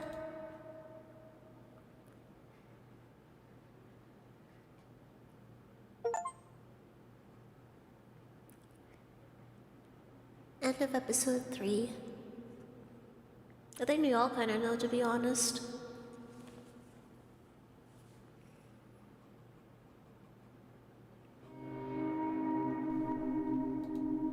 so dark. I feel so lonely. Violet, where did you go? Did you leave me all alone again? Violet saw right through me. I couldn't convince her the lie was real. She left me behind. Now I'm all alone again. Lying is bad. No, it's getting caught that's bad. Yeah. That's so funny though, yeah. I mean, it had good intentions. Sometimes you gotta lie. I can't get caught telling lies. I mustn't get caught telling lies. I feel like I know this place. There's a memo on the wall. Close the shutters before bed, no exceptions. I was a moonchild. A mirror. Why is it that my heart squirms when I look at it? I'd rather not look. That's a really big plushie. Looks like a bear or a cat. I wonder who made it. Now where have I heard that before? There's something behind it though. Is that a box? It looks like a present. It's empty. Did someone take away what was inside? It smells a little like the beach. There's something stuck under it. An envelope? A card. You're still alive, aren't you? Huh? Who asked something like that? Wait, who is that from? That's weird. There's a diary. Is it a servant? There were two voices. Maybe someone was pretending to be my papa. Maybe it's a doctor and then the actual papa. I've seen his diary before. There's numbers written in here. 1, 2. The next part is missing. Maybe there's supposed to be something written on that right part too. What's that? Something below the mirror. A piece of paper on the floor. Number 3? Read it. June 22nd. Only what you believe is the truth. He called me today too. I lied to him again today too. I'll surely lie again. Because if I don't lie, everything will go away. That just now didn't sound like you at all, Mary. I'm not allowed to be me. That's why I'll lie again. Why must you hurt your father like this? Lie and you have to stick to it. Lie and you mustn't get caught. Yes, Mary, you. Right, I must never forget I'm not his real child. You are absolutely not loved whatsoever. Oh. I'm not loved. That's why I'll lie again. I'm sorry to hear that, Tube. Maybe you can eat ice cream to help it feel better? Or something soft. I hope it works out, though. I'll never be left alone by anyone ever again. I have to answer the phone.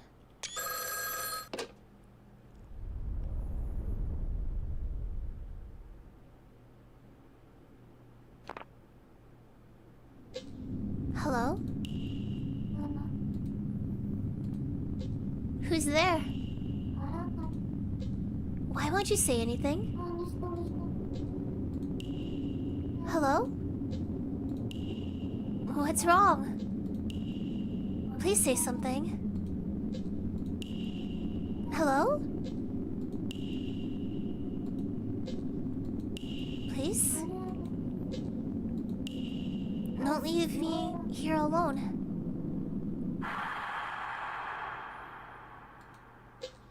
Is someone there? Who are you?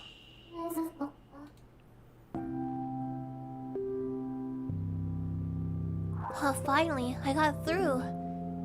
Whew, thank goodness you picked up. I was starting to worry that you'd never answer the phone again. Are those sniffles here? No. No. Am I crying? Please don't cry. Oh, how about this? Let's chat as we always have, and always will. What do you mean? You're not making any sense.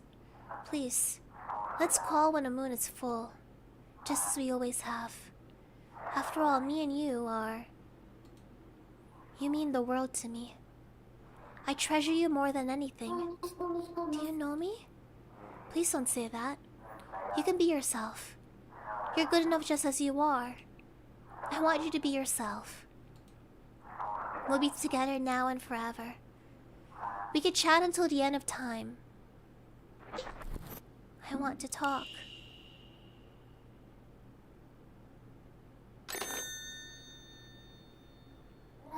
We can chat until the end of time. So please, talk to me. Mary? Are you crying? When aren't I crying? What? I'm crying? I think I just had a nightmare. How? You've been here on the phone all this time. No, I was in the blue room. Mary, are you quite alright? Alright, well, I believe we are about to start chapter 4 at this point. Oh, that was a long chapter! I still feel so awful for her. Having, like, waiting 3 years and keeping faith in the person loving you and stuff, and he just, like, he comes back to kill you. I thought he would have felt bad in the end, but no, he just comes back to kill you. That's horrible. She was only 8 when that happened too, so it's just like, it's really sad. So yeah. He was a jerk, he was. Handsome, but jerk. Okay, tomorrow, heads up. Tomorrow I'm going to be collabing with Zeta. It'll be on her channel. I believe it is at 9 p.m. Central. But check her schedule if she posts it. I believe it is tomorrow, yeah. And then on Saturday, we have the membership stream. I will be going over clips and screenshots. Now, usually I would download things and, like, have some sort of screenshot shown. But I might just, like, try to carefully navigate around Twitter with it. So you'll be seeing the clips and I don't have to download, like, a lot of things. So yeah, I don't know. I'll do my prep for tomorrow. Might have to make a lot of preparations and stuff since I also gotta leave next week. So yeah, thank you so much for supporting me. And I will see you guys tomorrow on Zeta's channel. So please keep an eye. And I'll still beat you up in Street Fighter 6 for some of you. Yippee! Alright, bye-bye everyone. Take care now. Did you cry?